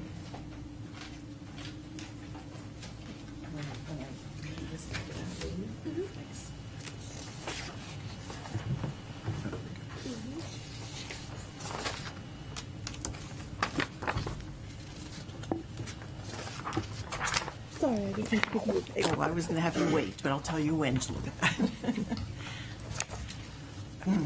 Good evening. I'm Max Feintuck, 180 Lincoln Avenue. I'm a direct abutter to the Franklin property at 168. My property is the one most impacted by the proposed project because we are side by side on that street. Up front, I'll tell you, I'm going to read this because I don't like being here and doing the public speaking thing. And the whole process, pitting one neighbor against another, I find very difficult. So here goes. Being what that is, I want to address several issues relating to the criteria that are critical to your consideration of the variance. One, the variance should not be contrary to the public interest. In this case, the size, bulk, and lot coverage of the proposed addition will alter the character of the neighborhood. The lot is 5,929 square feet, which is smaller than the required current lot size. In other words, the lot is small. Building a very large house on a small lot, leaving very little green space, is not in keeping with the neighborhood. Maximum building coverage, as we've just said, is 25% in this neighborhood. The proposed lot coverage jumps to 37.6% of coverage.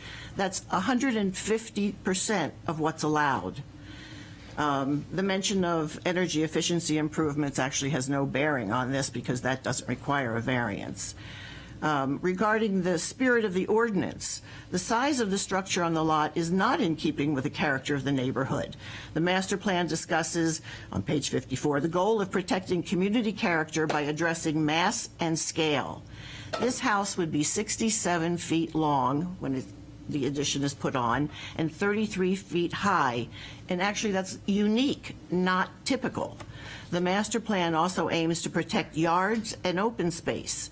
The proposed structure would reduce light, air, and privacy, especially for the adjoining property, mine. Losing morning sunlight in my home, deck, backyard would affect my trees, shrubs, container gardens, grass, and my quality of life. I don't have curtains in my dining room or kitchen because I enjoy that light. 3, regarding the substantial justice, the application outlines what is basically a significant home renovation. Not being able to fulfill this is not an injustice. However, a variance would have a significant impact on me. The proposed addition would fill open space between our houses with a 3-story building that essentially walls in my backyard. So the handout I gave you, because I had no idea of what 67 feet looked like. So this is 37 feet that are both of our houses, which are matching houses, built in 1903 on Lincoln, side by side.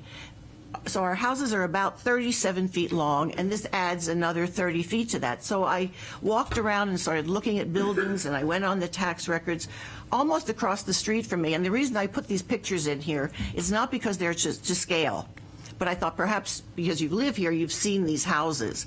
Those triple-decker green apartments, I thought, well, that must be right. That must be close. They're 56 feet long, not 67. Then I walked one block up, and I thought, well, all right, here is a long-looking apartment building. Maybe this is what 67 feet looks like. And it was 52 feet. And so I'm showing you what my view would look like. This is the side view of the house that's proposed at 67 feet. It's just much more significant when you take the 67 feet and 33 feet high, which is 3 floors. Now, it's not as much 3 floors as the apartments, which are all the windows are showing, because this is going to have dormers instead. But it's a pretty impressive structure that's going there. Considering what will that do to the surrounding properties, being the value being diminished, here's a letter that I got from a realtor who's well known in Portsmouth. And he submitted it to you as well. In having reviewed the plans submitted for the proposed addition to the Franklin residence located at 168 Lincoln, it is my professional opinion as a real estate broker that the massing of the current project as put forward is out of character with neighboring homes, and that the size and dimensions of the proposed addition will have a significant negative impact on the value and marketability of the abutting property located at 180 Lincoln. Which is pretty scary. And this is someone who has been in both of these our homes. the last five, enforcement of the zoning ordinance would result in an unnecessary hardship. The application does not demonstrate any special conditions of the property that distinguish it from other properties in the area. Without special conditions, the application actually fails. This property is among at least 8 in the area, including my home, with lot sizes between .113 and .146 acres.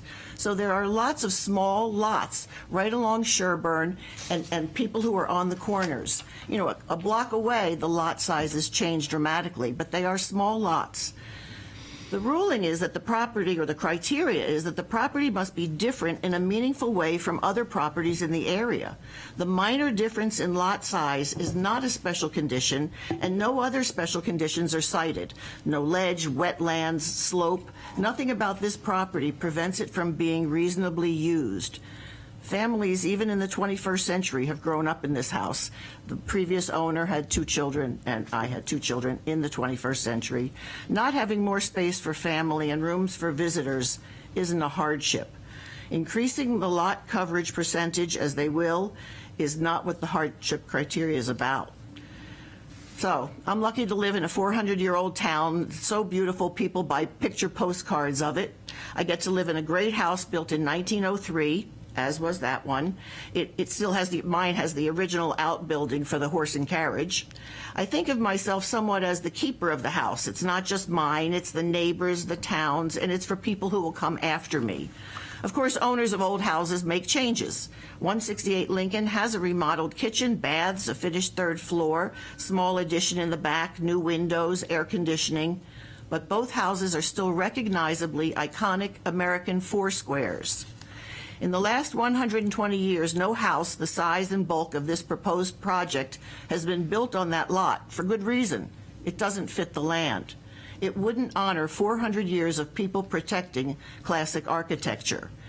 Because this application doesn't meet the criteria for a variance, and because my home and well-being should be protected by the zoning ordinances of this town, I politely ask you to deny this application. Thank you. Is there anyone else to speak against this petition?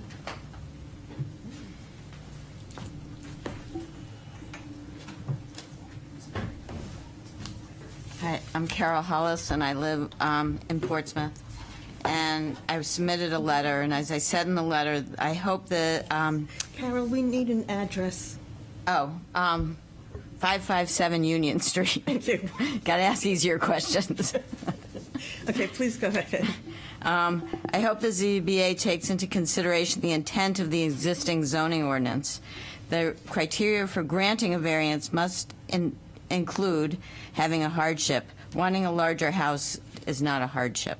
The zoning ordinance makes provisions for each homeowner to be protected to the light and air by limiting lot coverage. This application exceeds the lot coverage required by the ordinance. There doesn't seem any way from 28 to 35% is a big increase, and it's clearly against the zoning to have that much lot coverage. There doesn't seem any way that you can approve this as proposed. Thank you. Anyone else to speak against this? Please come. Go ahead.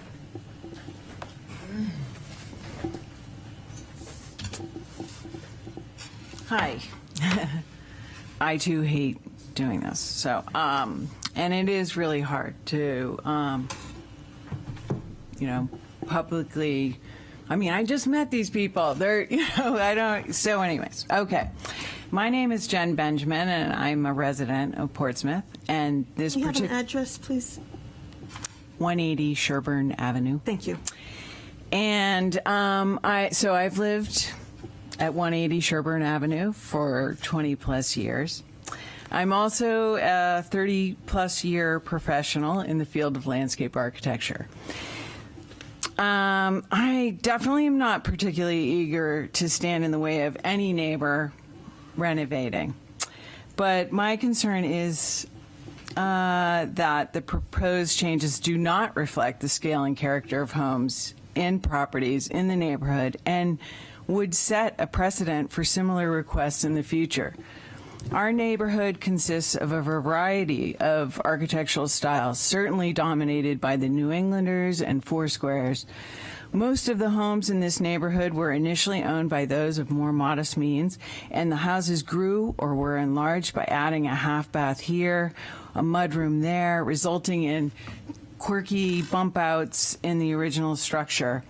It is these nooks and crannies, varying roof lines, broken rhythms in window placement, sky-filled voids between buildings with whimsical gardens, and the play of light and shadows that make the streetscape interesting.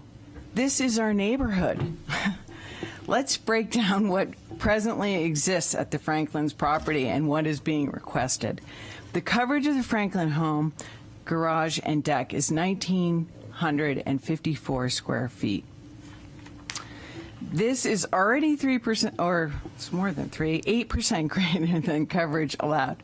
The Franklins are proposing to add another 274 square feet to their footprint, around, like give or take, 2 average-sized bedrooms. If permitted, this would represent nearly 38% coverage. While this is significant, it really doesn't adequately capture the full impact, because they're asking for 271 square feet on all 3 stories, a net gain of over 800 square feet. Simply put, they're just asking to extend their 3-story house for another 25 feet, netting the 67 feet. And I had the same experience. I'm like, that's enormous. And I work with scale every single day. I went out to the neighborhood to look at a few other houses myself, and I took my tape measure out and I strung it along a new house up on the corner of Rockland and Elwyn. And that too is, might I say, large. And that one came in 10 feet shorter. And it's not even 3 stories on all for the whole duration. So anyways, that is big. If every home in our neighborhood were to pursue a similar approach to enlargement, there would be a series of boxes lined up with only driveways and foundation plantings separating structures. No more garden tour. In essence, this residential community would look more like downtown, and I ask, is this what we want? That is my statement. Thank you. Is anyone else to speak against this petition? You're next. Good evening, Duncan McCallum. I live at 536 State Street, and I'm here to speak against this application. I am not representing anybody here. I'm speaking solely as a private citizen, and as I say, I'm not representing anybody myself, and I moved to oppose this position just because it's the kind of thing that frequently happens in this town that I just don't like to see. Now, the application that is before you tonight is similar to a great many variance applications that come before this board, in that when you tear away the fluff and pierce through the nonsense, the applicant's basis for requesting a variance goes something like this. I don't want to have to obey the provisions of the zoning ordinance. I don't want to have to comply with the provisions of the zoning ordinance. I can't do what I want to do if I'm required to observe the provisions of the zoning ordinance and its restrictions.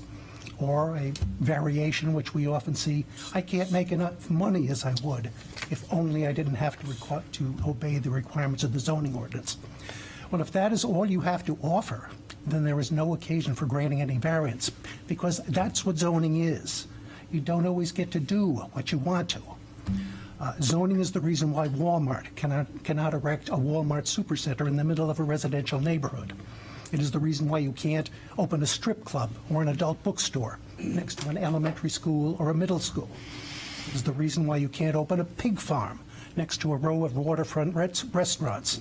It is the reason why you can't erect a building that is too big on a parcel of land that is too small. And it is also the reason why you can't walk on your neighbor's rights and deprive them of the use of their property, or the use of enjoyment in their property, if you're going to go against the terms of the zoning ordinance when you do so. But that's what zoning is. You don't always get to do what you want. To quote the old song line from the Rolling Stones song of the 1970s, you can't always get what you want. And that's what zoning is. Now, as you all know, the kind of hardship which justifies the issuance of a variance is not the personal circumstances of the property owners. The kind of hardship that justifies the issuance of a variance is a hardship on the land itself. There must be, if you're applying for a variance, there must be something unique about your property, which distinguishes it in a negative way with the other properties in your neighborhood, such that it is unfair to make you obey the same rules that everybody else has to.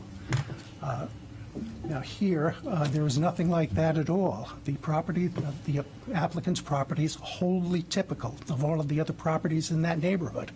There is not, they have pointed to nothing except that they want to have additional room to entertain guests. Well, that is not a hardship. The term hardship is unfortunate because it is very misleading, but that is the law on the subject. That hardship has to be a hardship attached to the land itself. On top of all of that, the relief that the applicants want in this case is substantial. The property is already overcrowded. It is already, as I understand it, looking at their paperwork, the property already exceeds the 25% coverage limit. They want to increase it to 38%, and it is already, in some points, encroaches on the setbacks. And I think, if I understand it correctly, there are places where it's already 7.5 feet, where the setback requires 15-foot setback, and they want to encroach in the setbacks even more. The very purpose of coverage and setback requirements is to prevent overcrowding, and they want to take what is already a overcrowded property and increase the coverage and encroach upon the setbacks even more. So it is against the spirit of the ordinance. The purpose is to prevent overcrowding. What they want to do is crowd the property even more. It is against the spirit of the ordinance. The interests of justice will not be served because Ms. Feintuck, their neighbor, has already explained to you. What they're proposing to do is going to cut off her light. It's going to cut off her views. And she spoke for herself very articulately, and she explained how this property is going to encroach on her rights. Now, these applicants, these people, they knew what they were getting. They knew what they were getting into at the time they purchased this property, or at least they're charged with knowledge. The planning department made no secret of the provisions of the zoning ordinance and made no secret of its restrictions. So they can't really complain if what they bought and what they're getting is a property that's encumbered by zoning restrictions as to coverage and setback limits. They had all of the cards were on the table when they brought this property, and they have no reason to complain.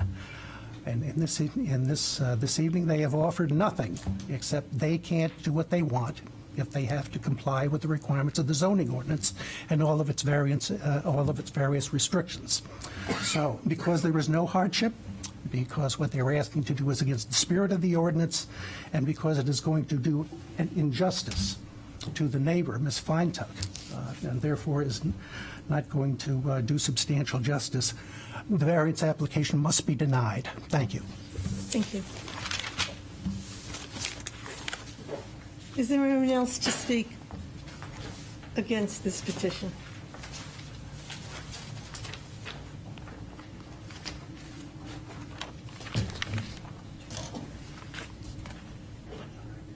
My name is Dryden Robertson. I live at 139 Sherburne Avenue. I've lived there since 1994. I'm opposing this addition because of several reasons. One being, I think it deprives Max Feintuck of her air, light, and privacy. Another reason that I am concerned is I've several friends who had one of these very long houses built next to them, and it has not, that have been built right along the property line. I know they're not right along the property line, but it's been very close to their house, and it's been very obnoxious the way it just doesn't feel good anymore. And two of my friends, that there's been building near them, and because of the building, it's changed the storm drainage, and so they've had problems with flooding afterwards. So I think that we need to be aware of not just the beauty of our neighborhoods and the ordinances, but just think about what it's doing when we pave over more of our city. Thank you very much. Thank you.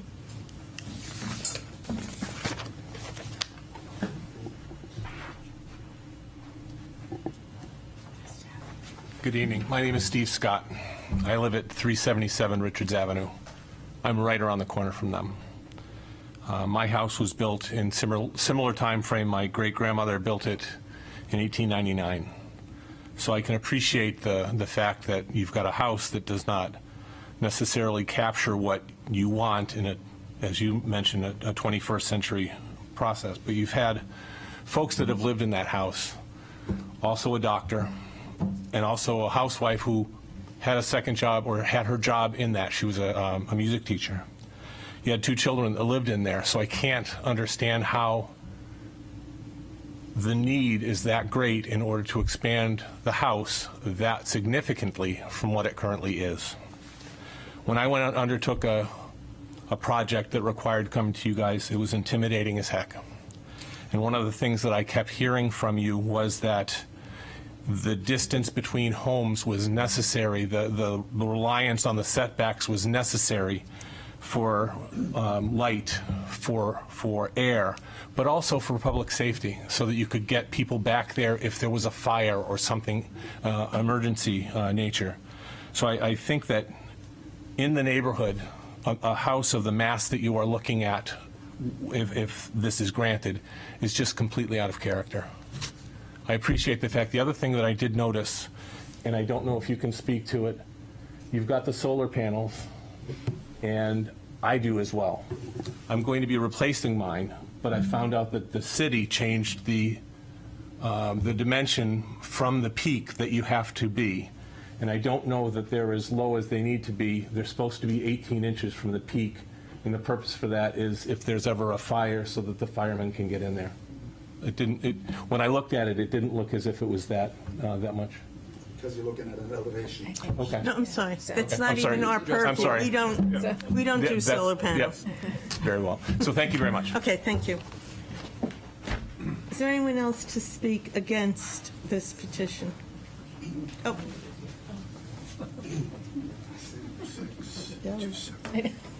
You might want to line up. I'm sorry. Ms. Trace, would you mind just bringing the microphone close to you? Thank you. Is that better for you? Yes. Paige Trace, and I'm here personally this evening, 27 Hancock Street. And it's just when we're talking about the length and the width of the house, I'm embarrassed to say that our home is 38 feet wide. It's 3 stories. And it's only, as much as people in this room might know where I live, near Strawberry Bank, it's only 45 feet long. It's a big house. It's huge. But to make it 60 plus feet, I'd have to add another addition onto it between our home and Studley's Tavern that would be another probably close to the width of my yard that's fenced in. And that should give those of you here this evening the idea of just how enormous a 60-foot-plus foot house by 37 feet wide would actually be. And I normally wouldn't say it. It's our choice to live there, but it is a good way to know how big is big and how small, what looks big is actually smaller than you think. I would also say very much that although I don't live on Lincoln Avenue, obviously, that I too treasure my light, just as everyone else in this room. I treasure, there isn't a day that goes by that I don't think about the privilege that I have of having some distance from my neighbor. I like my neighbor, believe it or not. But I think that we have to respect the abutter of the Franklins who's coming to you saying, the light that I take for granted, the air that I breathe, and the distance between my home and that home, it's the old live free or die. It's let me have my space, just my own little bit of space, and there are reasons why we have setbacks. And as far as health and safety goes, I know I'm jumping around with the 5. As far as health and safety goes, there's a 15-foot setback on Sherborne. That is the secondary front of the house. And there is a 15-foot setback on the front of the house by zoning. They are asking for 7'6" and 9 feet. And I swear that if you were driving up Sherborne or down Sherborne or trying to go from Sherborne to Lincoln or Lincoln to Sherborne, and you had only 7.5 feet on one side of you and only 6 feet on another, that would be a safety issue in a car or a truck or anything else. Because that whole entire wraparound porch is just that, it's raised. So seeing around it would be an issue. And I hate to bring that up, but I'd be doing everyone in this room an injustice if I didn't. And I thank you for the time. And I realize I'm not an abutter, as I say, and I'm only here now personally. But it seems to me it's pretty common sense oriented. Thank you very much for your time.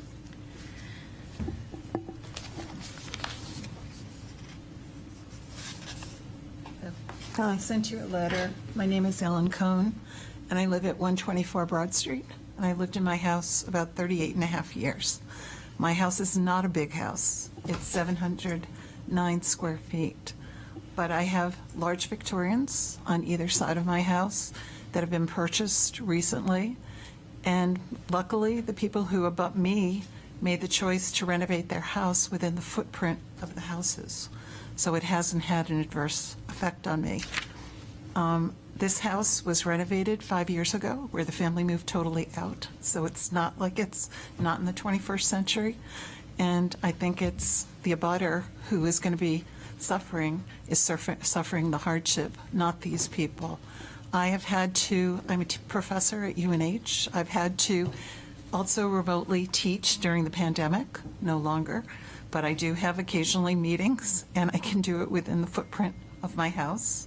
When I have company, I can accommodate them or find some other place for them to stay. So I'm against issuing this variance to them. Thank you. Next.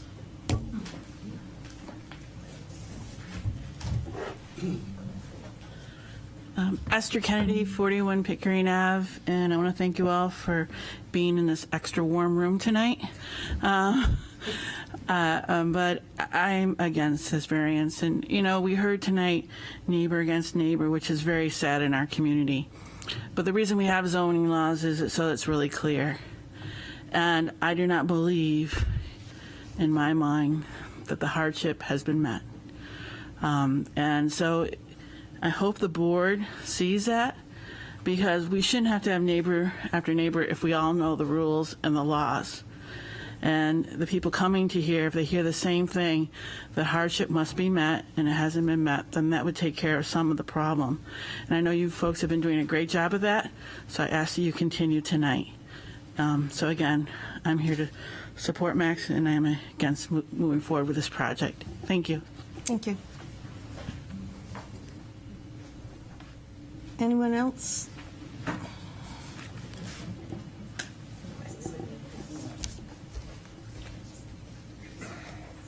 Good evening, Rick Beckstead, 1395 Islington Street. I still tossed and turned whether it be a for, against, or a in between.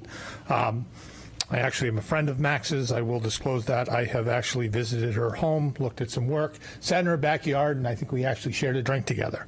If we could pull up the slide, that's AD09, if that's possible, and in the lower left-hand corner is a picture, and I think the picture tells it all.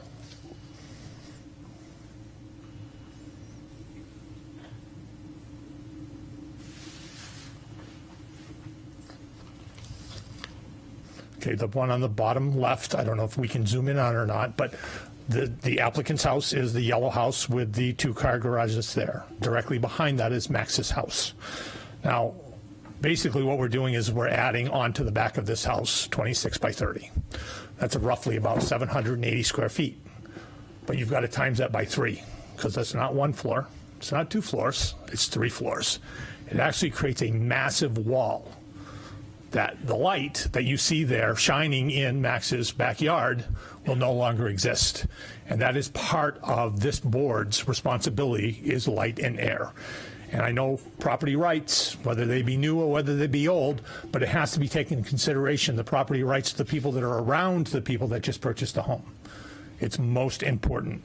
I'll use an example because people are going and saying that we've started to see this. We've had this for numerous years.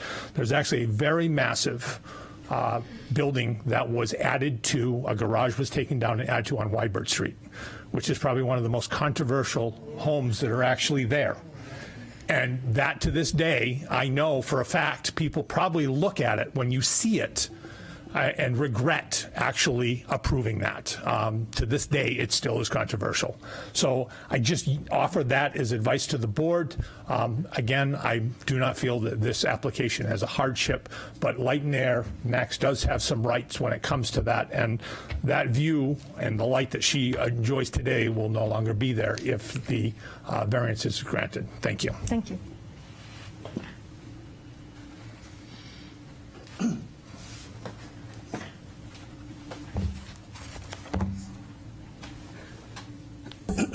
Madam Chair, board members, Jim Lee, 520 Sagamore Avenue. You know, I looked at this application, and this kind of reminds me of someone that's trying to cram a quart of house into a pint of lot. Won't fit. So I'll just kind of touch on the criteria that all of which have to be met to make this variance be granted. You know, the first two are it's not contrary to the public interest and the spirit of the ordinance is observed. I think this would definitely alter the essential character of the neighborhood. And I say that as a real estate broker of 43 years, 12 of those years right here in Portsmouth. I think the character of the neighborhoods are critical to this. And if you have a massive house like this in that neighborhood, there's no doubt in my mind that would alter the essential character of the neighborhood.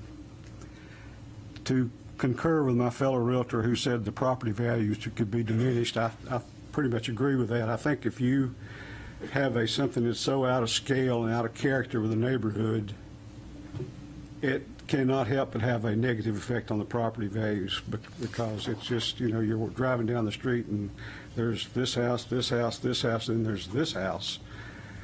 That's just doesn't fit. One of the criteria of the substantial justice is the benefit to the applicant can't be outweighed by harm to the general public or other individuals. I think several people have spoken to that about harm to the general public or other individuals. That harm being the removal of the light and air and of that house to be replaced by a 3-story, 67 feet wide, house that you're now looking at where you could see the sky before that. The little enforcement of this ordinance would result in unnecessary hardship. I don't think there's any hardship here. Clearly, this house has been able to be used as a residence for the last 100 years plus without having anything done to it or enlarged. And I don't think anything has changed there. The house hasn't changed, the neighborhood hasn't changed, and I just really don't see a hardship there. So for all those reasons, I think this variance should be denied. Thank you. Is there anyone else? Is there anyone to speak to, for, or against? I'm Hubert Crotty, the designer, and I think we set a record here, didn't we? No. You have no idea. Oh, my No, goodness. not even close. Oh my gosh, I was so proud of that. Sorry. So time and again, it comes up, the whole lot coverage idea, the problem.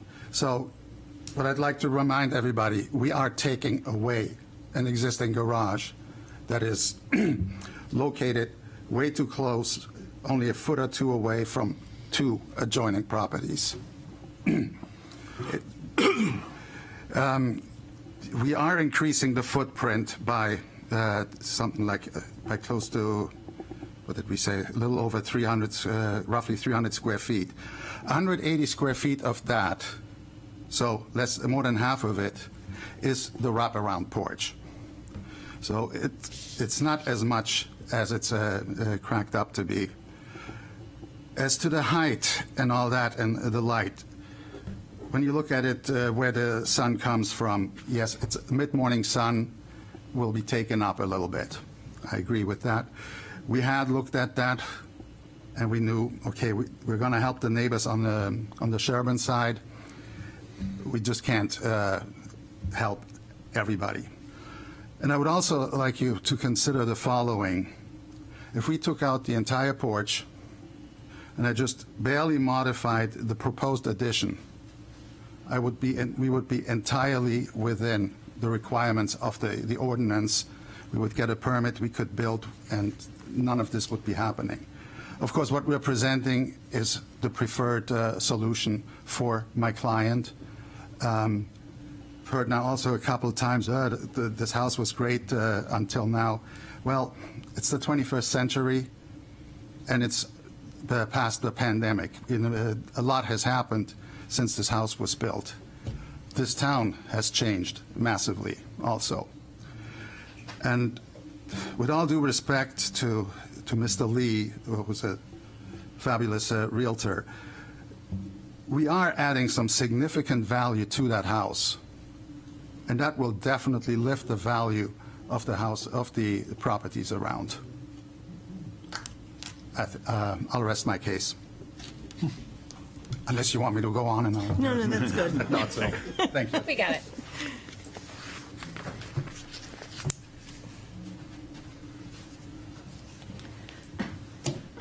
Peter Huda, 280 South Street.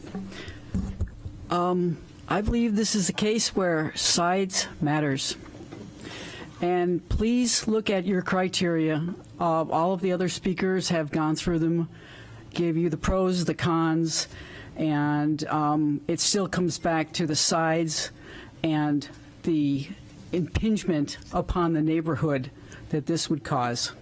So I urge you to look at what you need to find to approve this application, and I don't think you're going to find it in what has been presented to you. Thank you. Okay, thank you.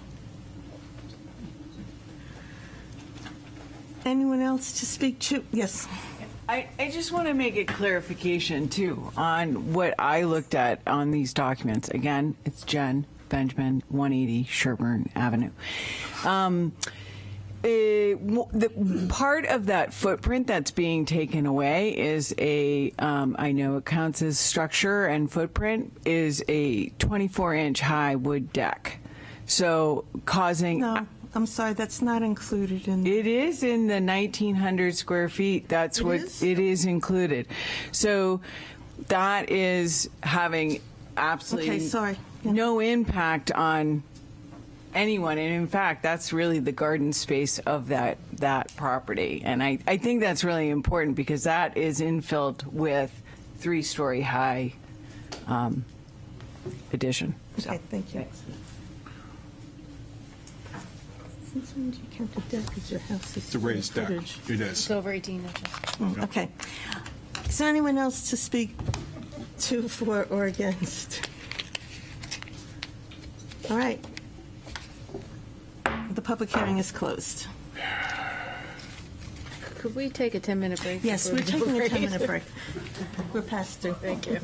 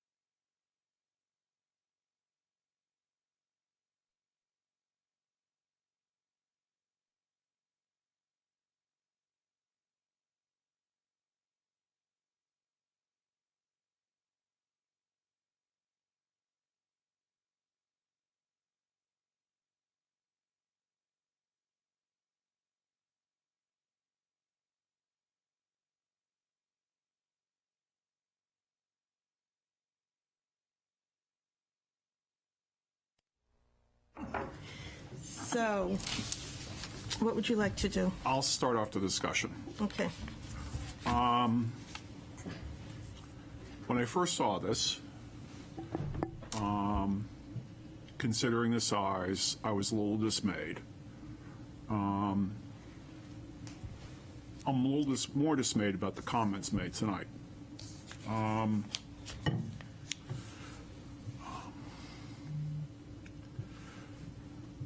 This house definitely has a hardship, in my mind, merely on the fact that it is on a corner lot. I think that part of our zoning ordinance basically punishes anybody with a corner lot. But that being said, I wouldn't presume on the applicant whether or not it fits his needs, just because somebody's lived there before who happened to be of the same profession. I will take him at his word. And for anybody else to presume that he doesn't need bigger space is exactly what it is, a presumption. As far as the variance requests go, he's asking for, as far as lot coverage, yeah, the percentage is great. But if you look at the square footage, it's 271 square feet total. That's the difference between the current 33% and the proposed 37.6, 271 square feet, of which the porch is 180 square feet. So the actual coverage of the addition minus the deck, minus the garage, is less than 90 square feet. As far as the proposal goes, it's a 2-story house with an attic. They propose to finish the attic. It's not a 3-story house. It's 2 stories with an attic they plan to finish. As far as the setback on the Sherburne side, they're asking for 9. The permitted is 15 because it's a secondary front yard. Whereas if there was another house there and Sherburne wasn't there, it'd be 10. So it's a 1-foot request. The other thing I also see is that it's also improving the rear yard into compliance. Now, that's just the board's criteria as far as the setbacks and dimensions, things like that. And I'm thankful for the applicant for actually squaring out those dimensions, because I was unsure looking at the property line. Now, light, air, all of that good stuff, yeah, that's a concern for me as well. Instead of representing a 67-foot long house, I'm sure there's plenty in Portsmouth that have attached 2-car garages with something on top of it. Is every house in Portsmouth with an attached 2-car garage with nothing on top of it, is that the entire length of the house? Well, depends on who you ask, doesn't it? But that's where I'm at right now. I'm struggling with it. But I can see both sides of this. Mr. Metzen. Okay. Yes, I would share similar thoughts as Board Member Mantle as well. But I guess also as a more general comment, I just wanted to acknowledge that kind of this format of the zoning board can be difficult and challenging, but it is the fairest way to deal with these quasi-judicial issues. So having said that, I guess I'll weigh my thoughts at this point.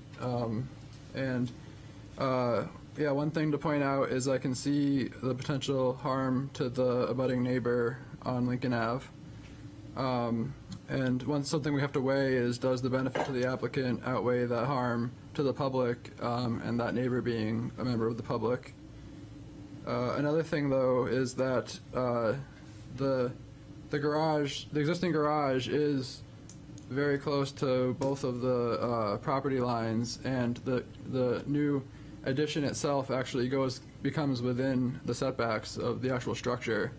The variance criteria being asked for, which is what we're addressing, is really much more related, or specifically related to the porch. The porch is in terms of the structure, but the one thing is that for the coverage, it was already non-conforming, and it's becoming more non-conforming, which I generally don't like that. So that's something to consider. Although also some other comments, they're not actually asking for a variance for height.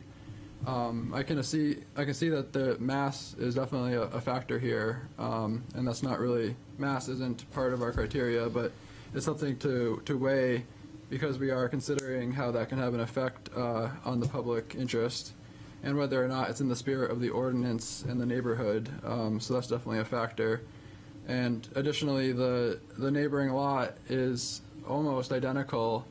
The one that's on Lincoln Ave that is also most affected, but the one big exception is that this one, even though it's the same size and the same house and essentially the same location on the lot, this happens to be a corner lot, which is part of the issue for needing the variance. So that's something that we would have to weigh. And regarding the property values, I mean, I think that's debatable, and we definitely weigh input on that from professionals. But independent of that, there's some other criteria that need to be considered of whether or not those are addressed. Normally, I would think that a small lot can definitely be a hardship, particularly because these existing neighborhoods that we so covet in Portsmouth were all developed before zoning existed, and the newly applied zoning often makes them non-conforming, such as this one.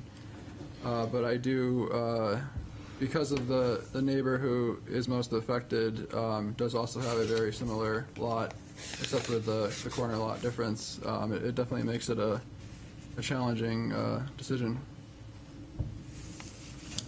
Ms. Margerson. So I will say I will not be supporting this application. As to the hardship that Mr. Mantle raises, the fact that it's a corner lot is already taken into account by giving a secondary front yard. And that is, now it is 16.2, and the proposed would make it 9. I recognize part of that is the porch, however, that is taking a conforming setback and making it non-conforming.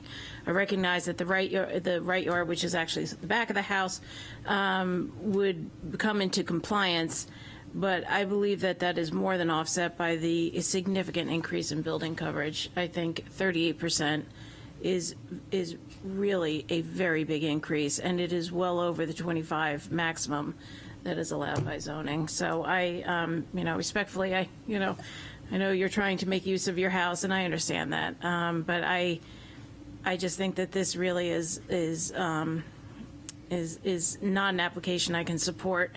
As to the impact on surrounding properties, the criteria and law actually says that if there is evidence that it impacts the other properties, then, we are required really to sort of take that into account. And, the letter by Land Realty, which was submitted on behalf of the nearby abutter, I think is a very significant piece of evidence for diminishment of properties. So I will not be supporting this. Anybody else? Yes. Yeah, I guess just another consideration as well is, I guess I like to think about, I appreciate the applicant's desires and concerns or what they're trying to address, and thinking to myself whether or not this could be addressed if the variance weren't given. And the architect did point out that they could still build the same height structure, attached a new garage like that. Granted, it would have to be smaller because I mean, they'd be removing the garage because it's currently too much. The 33% coverage is too much. But if they remove the garage and they did still do an addition, I would hope that most of those needs could still be met without even needing a variance. So that's something to consider as well.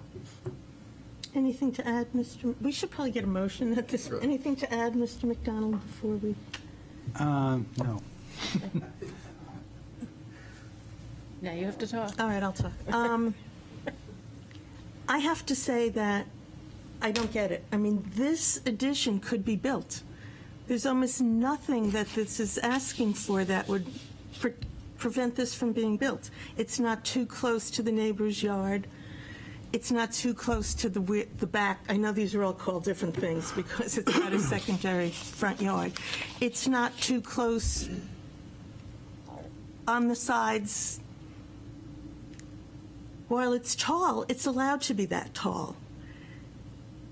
Mostly where we're getting the need for the variance is because of the wraparound porch, which is going next to a street and is affecting nobody. And the building coverage now is 33%.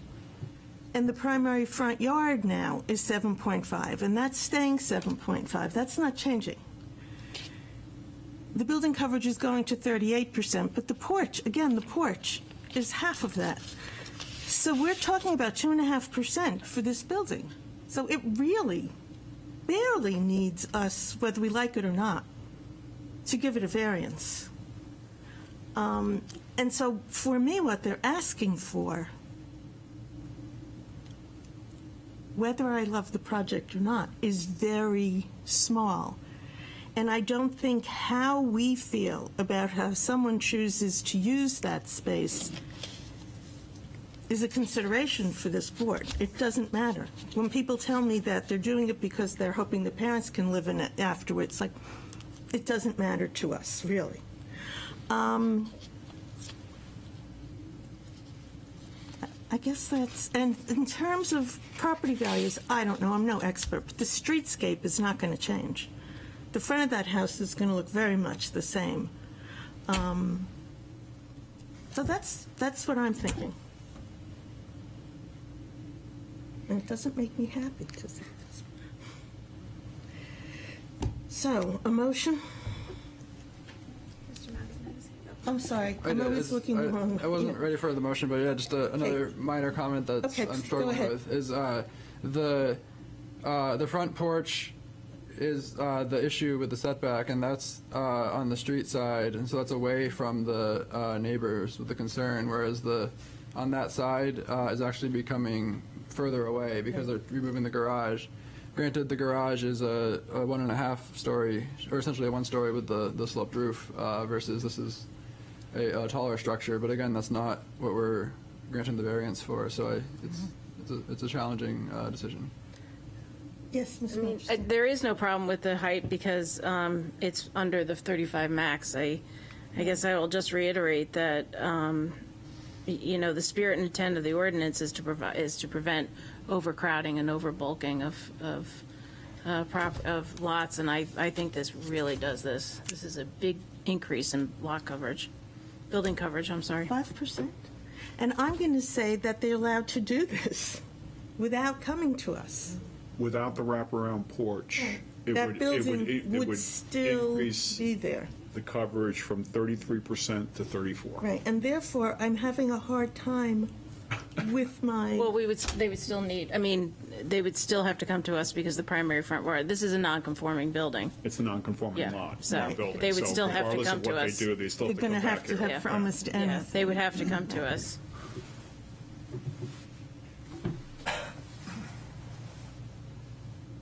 And that's why they're here. Yeah. Right, right. People are allowed to have variances, which is never, it's an accusation often when people come to speak to us, but it's our reason for being, so. Would someone like to make a motion?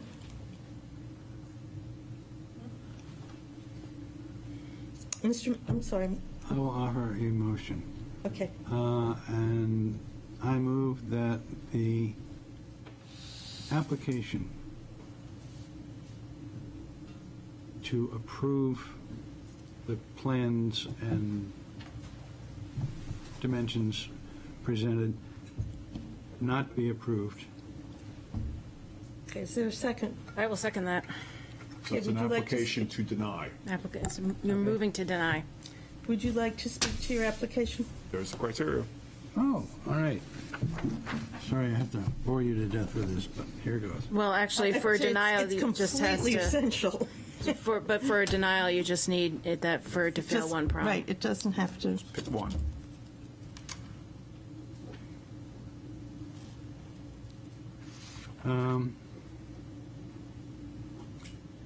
Variance evaluation criteria. Granting the variance would not be contrary to the public interest.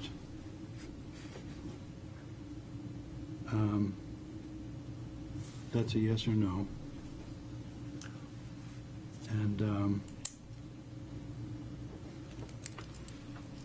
I don't know how to, from a parliamentary point of view, how do we deal When with you're it? making an application to deny, all you need to find is one of those criteria is That doesn't not meet it. met. Anyone. Well, I think we hit pay dirt on the first one. What? Not met. Well, state it. Granting the variance would not be contrary to the public interest, yes or no? And the answer is no.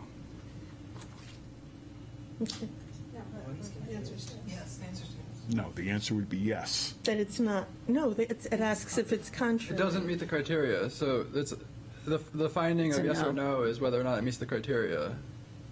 So a no It's a would be no. that it doesn't meet the criteria. Yeah. So The answer is no. the double knots can be confusing. Yeah. Yes, Double negative. okay. Double negative. They're all over this thing. Everything about this night has been confusing. Yeah. Okay. Would you like your second to support your motion? I always second. prefer to be supported than denied. So my second is reiterating Section 10.233.21, granting the variance would not be contrary to the public interest in combination with 10.233.22. Granting the variance would observe the spirit of the ordinance, and the finding I would make is no, in that the spirit and intent of the ordinance is to avoid overcrowding and overbulking of the lot, and I feel, I don't know if others feel the same way, that this does not meet that criteria, that this violates the spirit and intent of the ordinance. I would also state that the 10.233.24, granting the variance would not diminish the values of surrounding properties. We have evidence submitted in the form of a letter from a Land Realty that says that in their professional opinion that this would have a negative impact on the abutting property at 180 Lincoln Avenue. And for those reasons, I would move to deny the variance as presented and advertised. Is there any further discussion on the But I think I'm outvoted. motion? Okay. The motion is to deny. A yes vote denies. Mr. Mannell? Yes. Yes. You didn't call him. I'm sorry, but I looked at him. Ms. Margison? Yes. Mr. Mattson? Yes. I'm going to vote no. You're denied. Thank you. Thank you all for coming. There you go. Well, they should never. They had a lawyer. They wouldn't. Right? I know. That was a tough one, but yeah, the massing, normally I... They're allowed to have that. Oh, I know, but... There's allowed to have that. It doesn't matter if we like I it. was very close. Can we get this salami? This was a friendly discussion. What? So can we get this salami once? No, we're not done yet. We still Our have next one, item of business which I don't understand. is, I'm sorry, We I'm lost just our trying to crowd. find, I know, everybody's leaving us? Sure. You Fair weather guys friends. are not interested? Interesting part of that. Not going to speak to the HVAC. So, it must be you. Okay, I have to read, you can sit, but I have to read it. Everybody cleared out. The request of Seacoast Management Consulting, LLC, for a property located at 3 Walton Alley, whereas relief is needed to add an AC unit and relocate landing and steps, which requires the following. 1, a variance from Section 10.515.14 to allow a 1-foot side setback where 10 is required. A variance from Section 10.521 to allow A, an 8.5-foot setback where 25 is required, and B, 38.5% building coverage where 30 is the maximum allowed. Setback, I'm sorry. So I'm just reading what the legal notice says. Okay. Said property is located on Assessor Map 103, Lot 20, and lies within the General Residence B and Historic District. Now, if you will tell us who you are. I'm Lisa Messina, 3 Walton Alley. Okay. So I'm looking to get an air conditioner put in, and the hardship is the lot size, and that there is nowhere else to put the AC unit other than in the one corner there. Excuse me, because could of you the- move this microphone closer Yes, to sorry, yourself yeah. for all around Okay, here? so the hardship is there's nowhere else on the lot to put the AC unit other than that one corner because of the stairs and then because of the bulkhead on the other side of the stairs.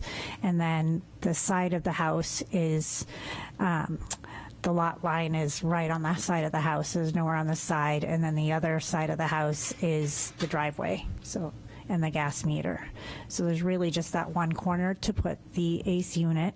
And I think that it's not a hard, I think it's better for property values. It looks better than putting in the window ACs and is as hidden as it possibly could be from anybody walking by or neighbors. And I did go to the historic board. They approved it with screening, so it would also be screened. So even the people that do see into my yard from their second story would not see anything other than some lattice and some bushes around it. And then the stairs, the reason for moving those is because the AC would be at the bottom, right at the bottom of the stairs because there's no room. So we would be moving the stairs to the front of the landing so they come straight into the yard. We would try to minimize how far they come out. Right now it's 8.9 feet if there's 4 stairs, but the elevation of the ground is a little bit higher. So the carpenter is hoping to be able to make that 3 stairs and take less room than the 8.9. And the 8.9, if the stairs come out 8.9 with the landing, it still leaves us 11 feet 2 inches to the back line of the yard. So it's not contrary to the public interest. It's hardly anyone would see it. I would be screening it, so it's attractive and it looks better than the window ACs in a tiny house like that. It observes the spirit of the ordinance, and I think it improves the property value, and it is the least intrusive of the options. It does not violate the spirit of the ordinance. Nobody's safety or welfare is affected. I think it does it substantial justice in that I'm trying to make it as small and least visible as possible. The value of the surrounding properties will not be diminished. I think the property having AC and new not rotted stairs will make the property worth more money. The enforcement, the unnecessary hardship is just the lot size and that there's just nowhere else to put it. So I think that. Okay, does anybody have questions? Yes. I have a question. I hate to say this. This is the one I least understood when I looked at it. So, Steph, what is the current building coverage? Yeah, it was my question too. Hold on. Oh, yes, I noticed that. See my little question. What is it now? What a great question. Can you move on and come back to me? Sure. I think I have more house than yard for sure. It's a tiny little like fat garden style yard. But yeah, we're interested in the amount of change, which is Yeah. really minimal, but we still need to know the value. Yeah. So the stairs would be sticking out an additional 44 inches. And Whereas then- now they're on the side of the house. Now they're on the side of the house. And so the they would stick out bulkhead. 44 inches into the yard. Where is the bulkhead now? Like if To you're the looking at left- the back of your house, You're to the looking at the left. backyard, there's a little corner where the AC would go and the stairs come down right to where that would go. And then on the left is the bulkhead. So it's And the stairs- bulkhead is staying there? It's staying there. And you're moving the stairs perpendicular? Just to come So you're straight putting instead of the go to the side. HVAC Yeah. closer to the lot line. It's closer to the lot line, but the neighbor, I know it doesn't There's a matter if photo somebody of else it. has been approved, but he's building a garage. There's a fence right there, so he also won't even see it at all. And then he has a driveway, so it's not close to his house. And then he's also building a garage 1 foot from the lot line on the other side of the fence. It's after the letter. So a big structure that I will see and will block my view. So, and mine's just a little AC. So there's nowhere else to put it, basically. Right there. So the They don't steps are fit. slightly larger than they were before, right? No, Okay, nothing's they're been not. done. So no. Would be. So the coverage probably hasn't changed very much. It might Because you only change have to by- count the ones over 18 inches, right? Yeah. We'll knock off the bottom step. No, I'm saying, don't you only count the ones that are a 18 certain inches height? counts for the setback, but coverage, I think it counts Okay, for, yeah. you're absolutely right, probably. I think this change will still be, we're still working on it, but I think it's a fraction of. I would say it's yeah. I'm Give us sorry, a Steph, I second. should have asked you. No, I know, I noticed it also. She's figuring out. She's figuring it out as we speak. And I couldn't, I really, I don't know why, but I really struggle with this. Although your picture is really.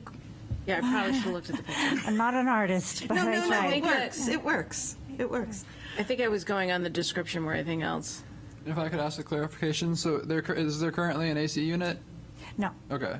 And then you'll be adding AC to improve Yes, the quality of your indoor living conditions? Yes. Okay.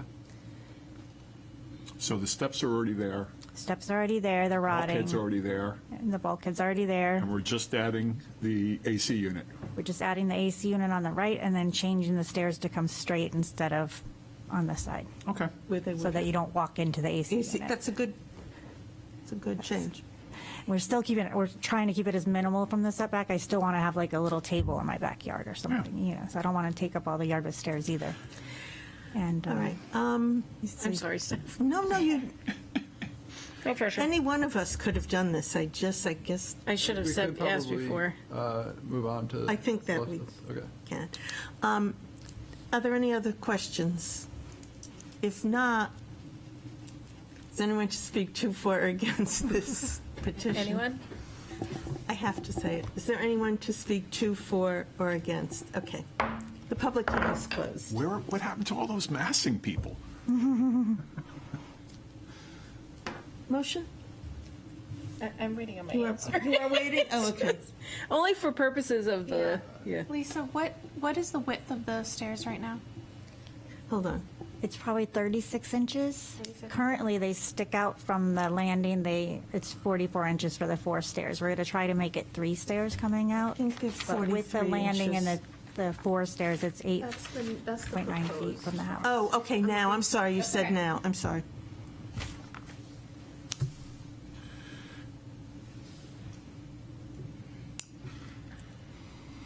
Perhaps we can chat about other matters. How's everyone's March Madness brackets doing? I would. Do you want it? I guess we could also point out that as the actual ask for the proposed rear yard setback is 11.5 feet instead of 8.5 as advertised. Mm-hmm. So that's less. I know, non-conforming. it's confusing, yeah. I know, It's less I know. free. I always get Yeah, it's messed up less- with That's that. a I mean- better. It's an improvement of And- the. Yeah. Prior to the actual motion, I think it seems to me that given the lot size and where the house is set up, the applicant has, I'm not supposed to, the applicant has taken everything into consideration to be kind to your neighbors and to keep your yard as much as you can. I think you have minimized the impact on the property. And if you get denied, you can always say it was misadvertised and come back. I think Steph is getting close. Yeah, we all saw that. Now you feel like I felt so badly for the last applicant when they couldn't find their. Oh, they're getting nervous. I felt so badly for them. I thought, oh no. Although I do wonder if we need. It's one of these Judge Judy movies. Do we need this value? You don't need it because you're going off of you're approving the new value. If you really want to move forward, it's No, that's yours. minimal. Okay, that's a fine. fraction of a percent. Yeah, that's fine. Yeah, okay. The decision has been made that it's less than 1% difference. So let's move on that and. Motion. I'll make a motion to approve the variance as requested. Is there a s- Thank you. Would you like to speak to your hold on. Would you like to speak to your motion? Yes. Granting the variance would not be, I'll take 10.233.21 and .22 together. Granting the variance would not be contrary to the public interest, and granting the variance would observe the spirit of the ordinance. The proposed use doesn't conflict with the purpose of the ordinance, and it does not alter the essential character of the neighborhood or threaten public health, safety, or welfare, or otherwise injure public rights. 10.233.23, granting the variance would do substantial justice. The benefit to the applicant of installing an air conditioning unit in their home to improve living conditions outweighs any potential harm to the general public, as there's essentially no harm to the public. 10.233.24, granting the variance would not diminish the value of surrounding properties. This is a very small change, and if anything, adding air conditioning would improve the value of this property, and odds are it would improve surrounding, or it wouldn't affect surrounding properties, and certainly not diminish them. And 10.233.25, literal enforcement of the provisions of the ordinance would result in an unnecessary hardship. A, the property has special conditions that distinguish it from other properties in the area, and B, owing to the special conditions, a fair and substantial relationship does not exist between the general purposes of the ordinance provision and the specific application of that provision of the property, and the proposed use is a reasonable one. The proposed use is certainly reasonable, as it's just installing air conditioning. And the hardship is that due to the small lot size and the location of the existing home and structures, there's really not any other locations at which this improvement could be added. Thank you. Do you have anything to add? No, I mean, everything Jeffrey said was fine. These are AC units in the South End.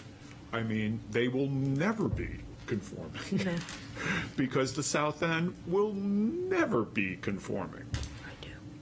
What? I do. My house in the South End. We can discuss Barely. that later. Excuse me. Barely.